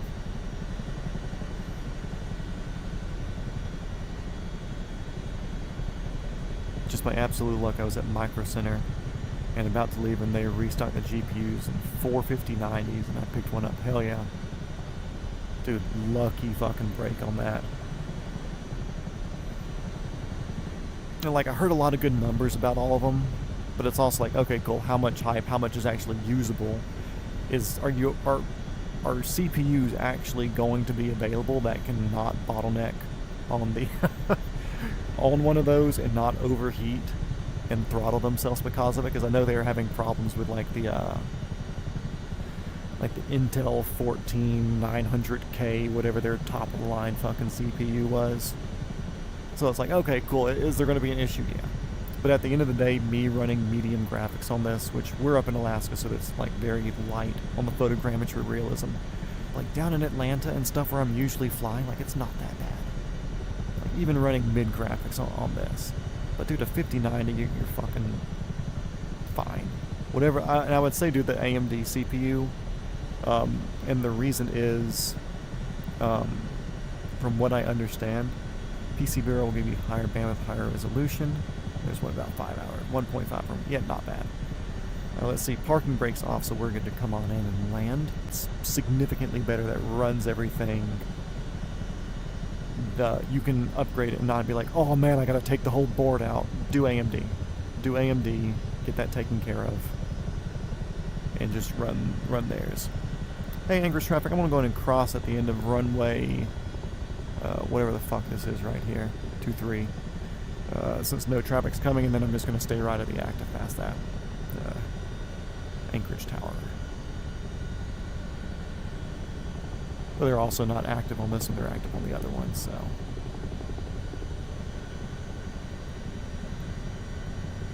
Yeah, I would say the 9800 X3D is your best bet. Unless they have something newer that's come out since then, I would say that's probably your best bet. Oh, let's set down on the taxiway, because I see the fuel station up there, but I want to do a little bit of roly boy stuff here in a Chinook. Since I'm still feeling kind of spry, maybe we'll go fly around and do some hood rat shit. But once we end this flight, because I want to lock this location in, you know. I mess up now, sorry, I'm restarting the day. We're doing this all again tomorrow. Gonna do a little roll-on landing.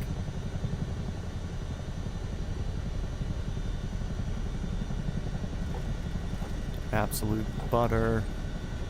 Let's go.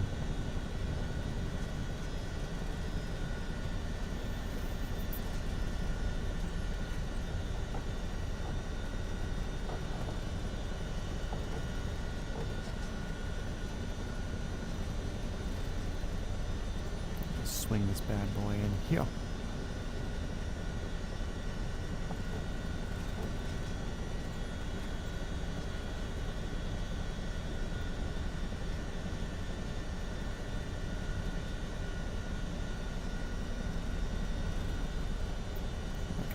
U-turn. Here at the edge of the runway. Slow down a little bit. See if we can park on this line here.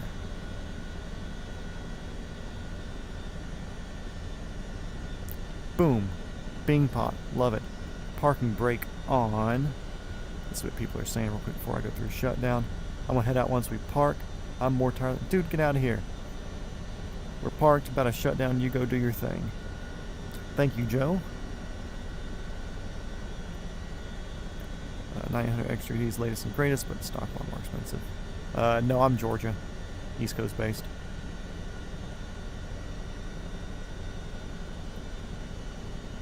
Yeah, I would honestly say that the AMD's worth it. Click right, click right, click. Down, down. Rub my eye a little bit to get whatever the hell's in there out of there. Click right, click right, click. Down, down. And those stop. Let's watch our N1s drop slowly but surely.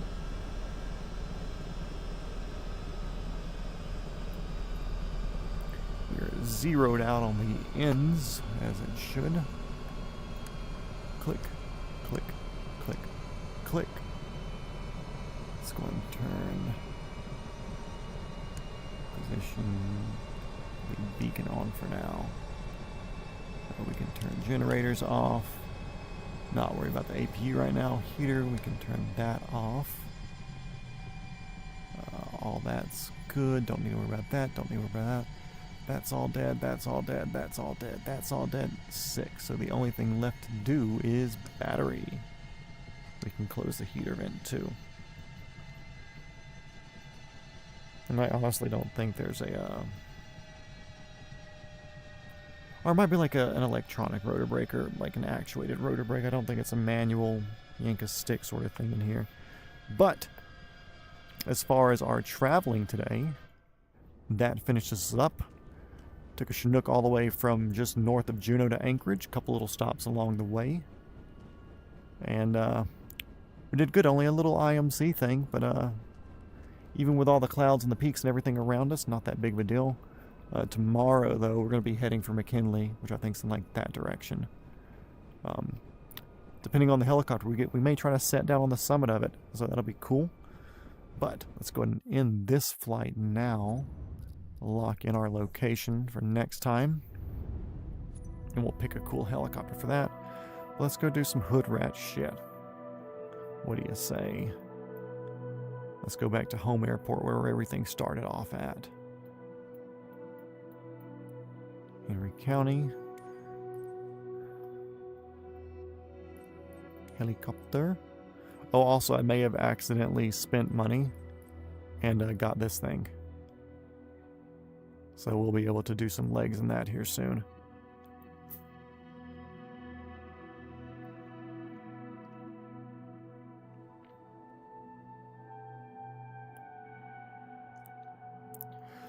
Yeah, that's one thing I've noted. Like, there is, depending on the helicopter you get, like the Fly Inside 206s here, they have, like, engine damage modeling. They have retreating edge blade stall modeled. They've got a handful of stuff modeled there. I have yet to get these to play correctly with 2024. They work great in 2020, though.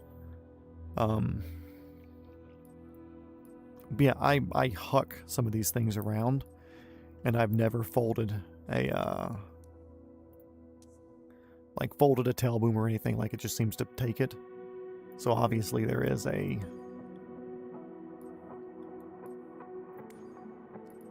some sort of lack of damage modeling for some of these things.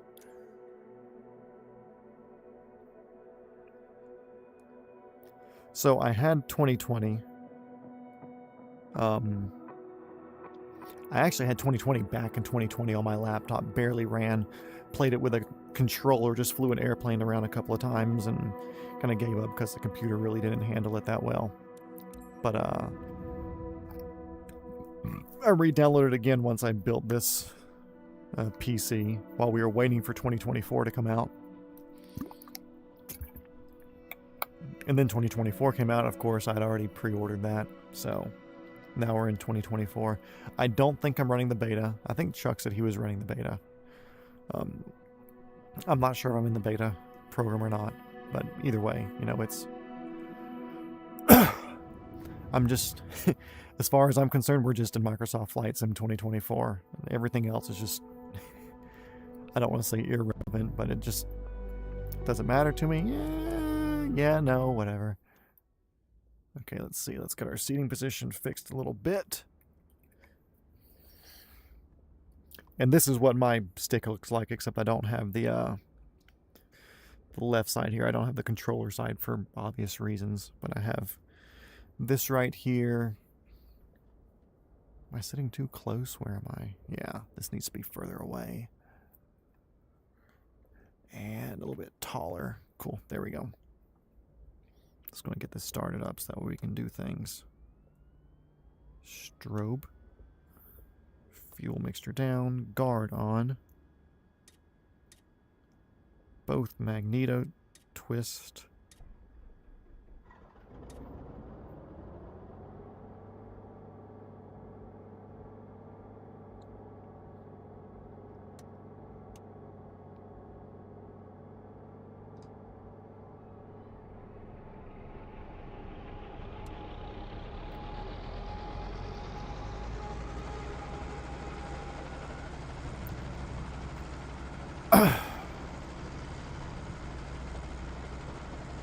Uh, 34, not married.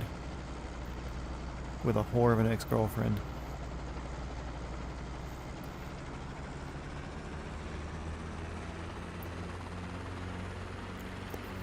That's also another reason why I'm kind of pursuing this now, because I can potentially make a career change into doing helicopter in real life without throwing off a marriage and everything else in the meantime. That's annoying with the collective on this, or with the governor.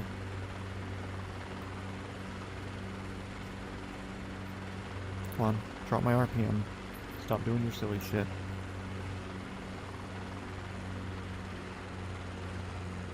Okay, there we go. Left pedal, little two-stage-ish pickup thing. Is it gonna fight me on the governor? A little bit. Okay, cool. Off we go.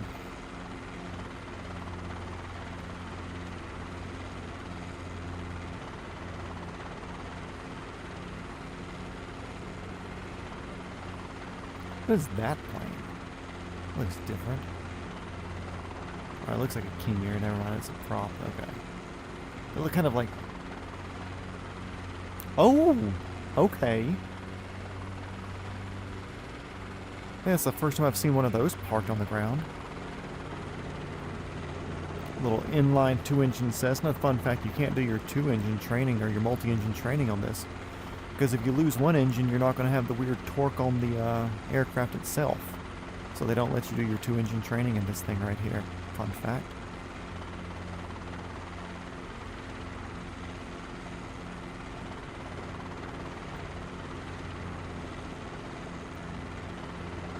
Let's see, another chat message.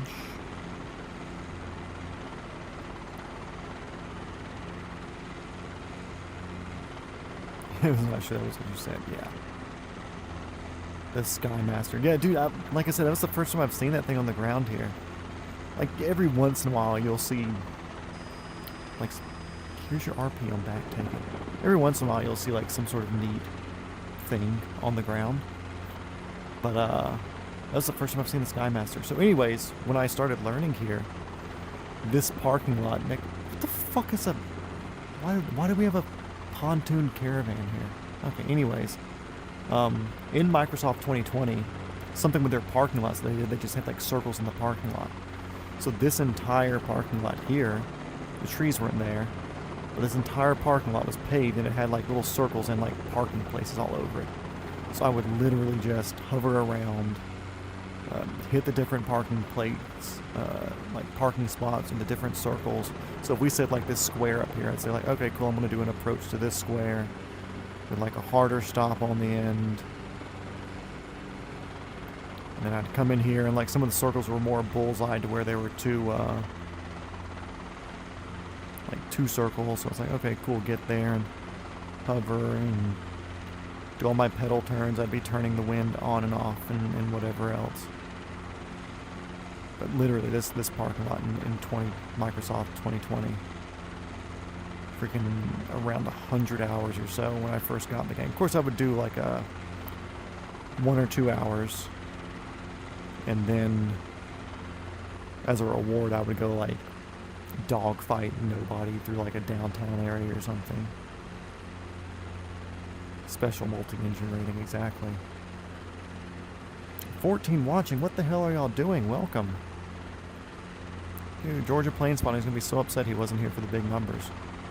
I also haven't looked at the viewer count in like an hour and a half, so I don't know. Maybe we've been higher since then.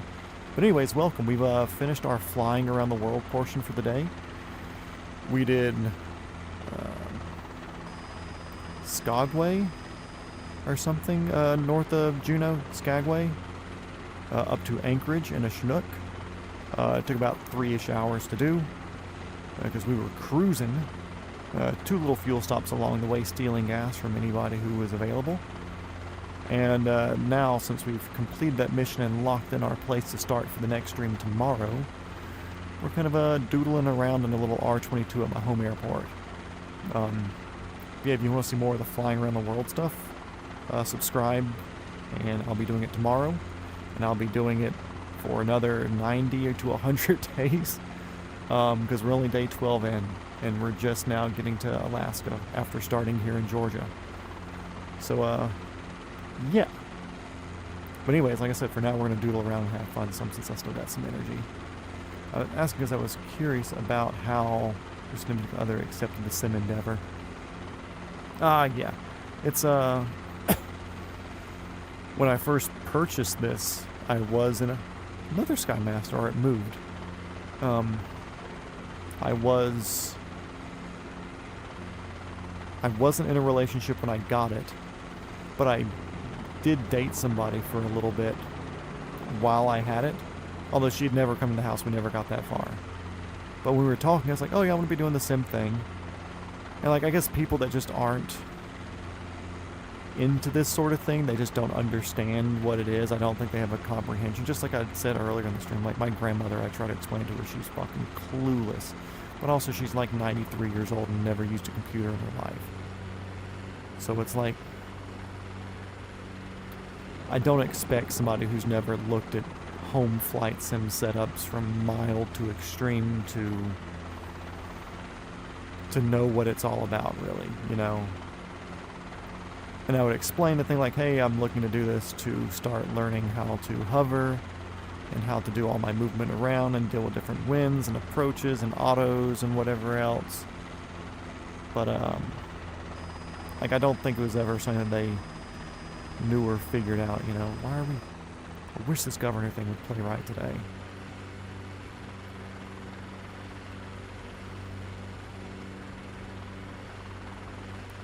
Are the rocks the real thing? The ones in the runway? No.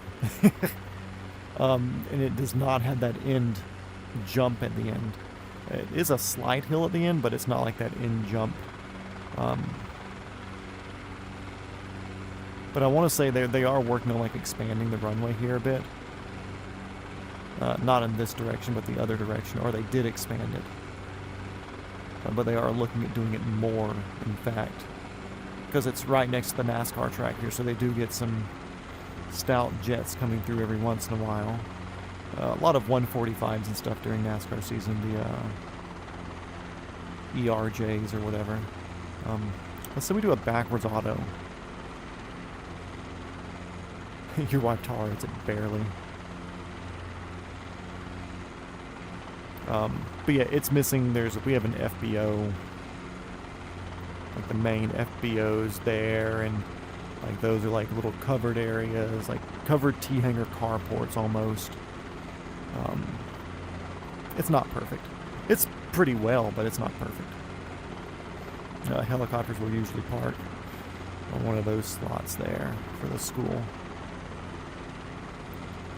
But now, for those of you who are watching that are familiar with auto rotation, we got 14 of you in here somehow.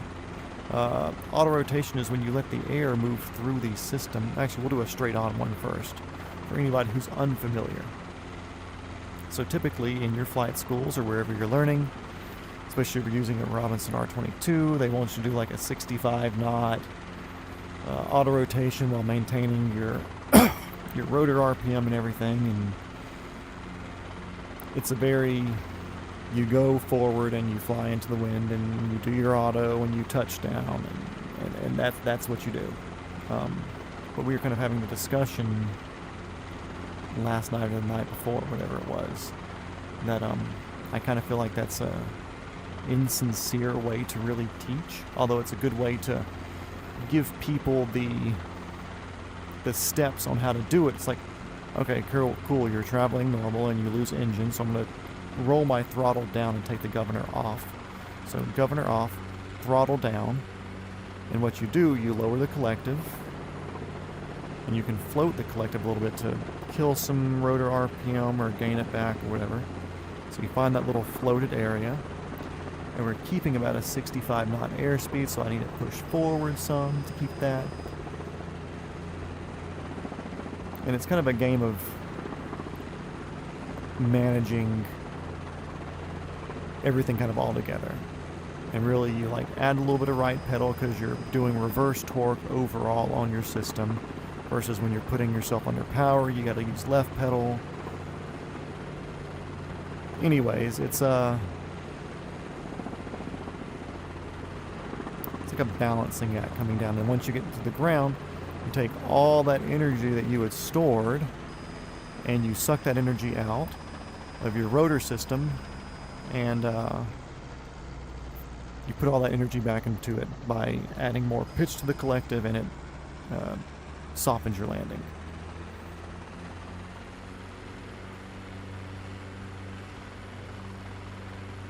Tall boulders on the side of the taxiway roads. Yeah, definitely no tall boulders. Northland Air, what's up? Thank you. So anyways, I'm not going to say I have a personal vendetta because I haven't gone through flight training yet. It's on the list of things to do here shortly. But my brain works in a way, shape, or form that I like to know how stuff works. And the thing that makes an auto rotation work is having air moving up through your rotor system. Now, you can auto rotate straight down. It's possible. It's really better to start with some altitude first. That way you can do operation next to a cliff or like a power line. Now, of course, I think high enough, it's worth trying to flip your auto rotation back around forward. But I've been practicing backwards auto rotations just because I want to make my brain work in a way that I can do an auto while backwards because the air movement's going that way. So we'll get going backwards at a decent clip here. Now we're definitely moving backwards because I'm feeling my steering and wind vaning effect happening. Same thing, turn that off, collective down. Ooh. Nope, nope, nope. Oh well. Didn't catch that one as a backward, but we'll still play it. Actually, we'll recover it real quick. Throttle back on, governor back on. I want to do a backwards auto. I think I was going too fast there and we wind vaned ourselves around. But doing a backwards auto, like I said, it's probably not the thing that you're going to do in real life, but I think it's a good mental practice as far as if you can make the airflow your bitch, then you can do auto rotation in any direction. Okay, we're going backwards now. Boy, it's fighting me today. Okay, cool, whatever. Anyways, you can go back on the other stream when we did a backwards auto. We almost got to a blade stall there. There we go, give it back to me. Sorry, we're not going to see a backwards auto today. I think I should do a low G pushover. Not modeled, sadly. Got plenty of time to recover that speed. We're at 180 and set it down in the grass over here.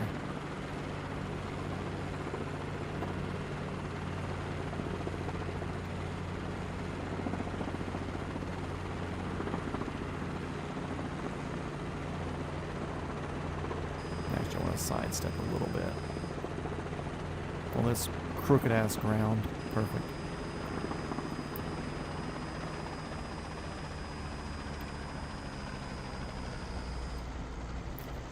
Anyways, you know, there's do different things and find different things to challenge you with. I said I nailed a really good backwards auto the other day. I'm really upset that these keep flicking me around the other way now. But maybe I'm just not, my heart's not in it right now, you know? Well, let's actually push our limits. Let's do a hovering auto from like an out of ground effect like 100 feet up or so. Let's get our governor into the right place so we're not cheating with extra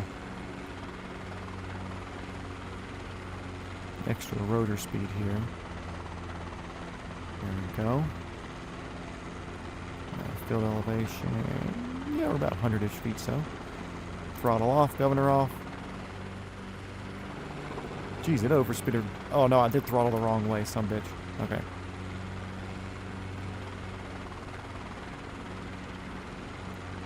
Let's flip this around.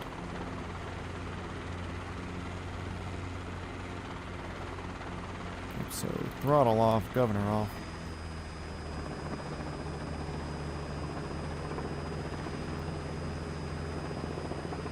Yep, we got that one. Cool. And we'll power on and recover this a little bit.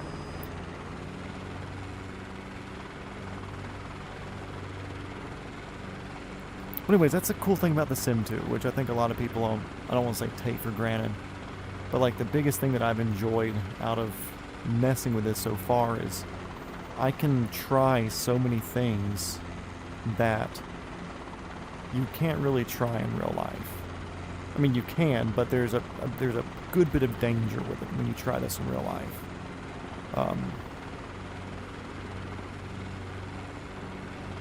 So it's neat being able to do it here to where it's, if you stuff it in the ground, you just respawn. Going. Let's get our altitude up. Ponies up, bitches, let's go.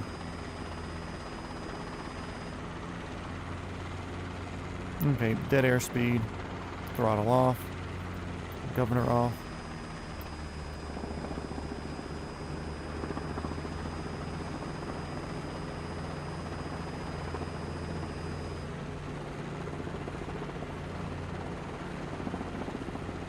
As you can see, I'm definitely moving backwards here. bring myself over to the runway a little bit.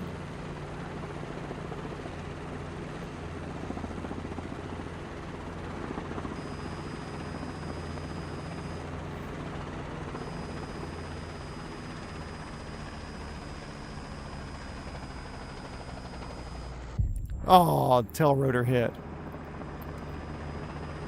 That would have been survivable. I would have walked away from that one. Had a lot more momentum there at the end than I expected. Standalone. As far as what happens in the semi-trilogy pushover, I can go,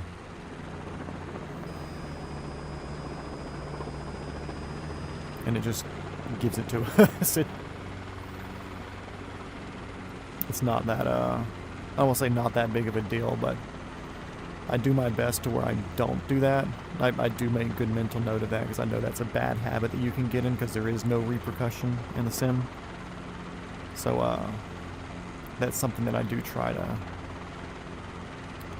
manage when I'm playing.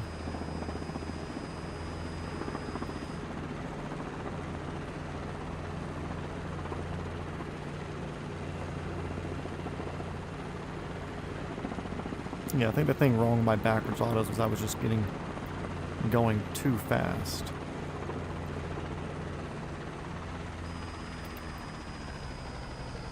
Ooh. I was trying not to make the tail rotor touch, so I was really fucking trying to push forward in whatever angle was not going to let that hit.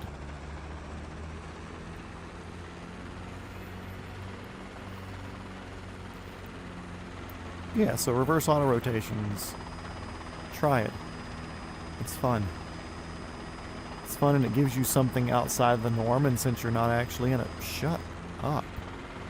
And since you're not actually in a real aircraft, you know it, the only thing that can happen to you is a little bit of reset the camera, you know? But you're never going to figure out what your limits are and what your understanding of the aerodynamic situations are unless you find what the limits of your aerodynamic situations are. At least in my opinion, you know, like you can know everything, but the way that my brain functions is like I like to feel how things work. I like to physically do things, and like I can read a book at a new job or whatever if I were to have normal jobs and understand how things work. But as soon as I do it like the first time on my own, then it's set in stone.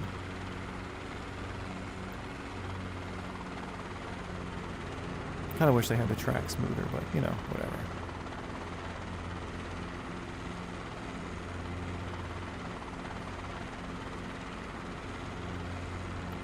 At least it's rendered out well in this game, that's a thing. In 2020 was kind of shitty.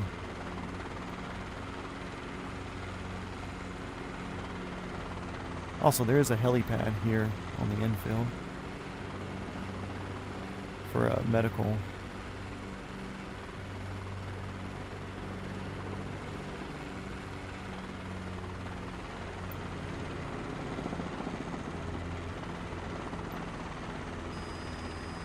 Shut up. I wish this governor, like, that's where this governor thing worked for months, and then as soon as I start this around the world thing, it wants to start eating itself. I don't know if an update or something changed. Whoa, that's not exactly straight. Yeah, bad habits are not a thing to get used to. Playing with, don't want it in your muscle memory. Oh yeah. And it's like if you were to see me when I was doing my original 400-ish hours, or not 400, like my original 100-ish hours of like hovering around a parking lot where it's literally like this for 100 hours and doing pedal turns and whatever else, you know, like I did a lot of that. I did a lot of approaches, did a lot of autos, but then I've always kind of had the mental thing, just like, cool, we landed in Juneau or landed in Anchorage. I could have just flown around in the Chinook and been an asshole. But I kind of make myself go somewhere specific as like a playground sort of thing, because it kind of gives me that mental separation of it. And then also, like, when I'm doing playground stuff, if you want to call it that, I try to keep it only playground stuff, so there's a bit of a, like I said, a mental separation of what I'm doing. So it's not like, okay, cool, well, I'm doing normal approaches 1 minute, and the next minute I'm doing backwards auto rotations, and the next minute I'm going around and orbiting this thing, and then the next minute I'm working on freaking like vortex ring state recoveries, and like, it's just, that's not a thing for me, you know. Like, I'm very stringent with my training, as dumb as it sounds to be somebody who's like, I'm going to train on a sim and then go learn the rhythm. I've been pretty stringent with my training on this to hopefully have it end up well for me. But anyways, with that said, I know I got a lot of people in here right now, 12 people. Thank you guys for watching. I'm going to actually call it a night for tonight because we started around 9 o'clock for me, and it's getting close to 1 o'clock a.m. But yeah, feel free to like, subscribe, all those things, because I've got another 190 to 100 days of flying around the world, and then after that's over, I may do a Pan American series, or more just flying like an asshole, things like this. And who knows, we're here to have fun and do other stuff other than gaming as well. So, you know, it's all part of it. But for now, I've got to wake up at like 6 in the morning anyway, so I got a good solid 5 hours of rest coming up here. But for now, we're going to call this good. I was throttle all the way off, by the way. Yeah, we're going to call this good. It's been an event. It's been fun. Tomorrow we're doing McKinley. I assume, honestly, in the next couple of weeks is going to be kind of boring because we're going down the eastern coast of Russia. But until then, you know, we're going to have fun. We're going to have fun regardless because I'll be yapping about something or another. But yeah, we're going to call that good. I appreciate everybody for being here. Joe, thanks for coming in. You were fun to chat with here at the end. Northland there. Sean and Belen were in here earlier. Georgia Plain Spotting. Chuck, as always. I think I said Orange Jeep. Anybody else? You didn't say your name, so I don't know you're in here. So next time, feel free to say hey. But yeah, we're out here. I'll see whoever shows up next time. But until then, sleep good, be safe, and make sure you wipe or use a bidet or something.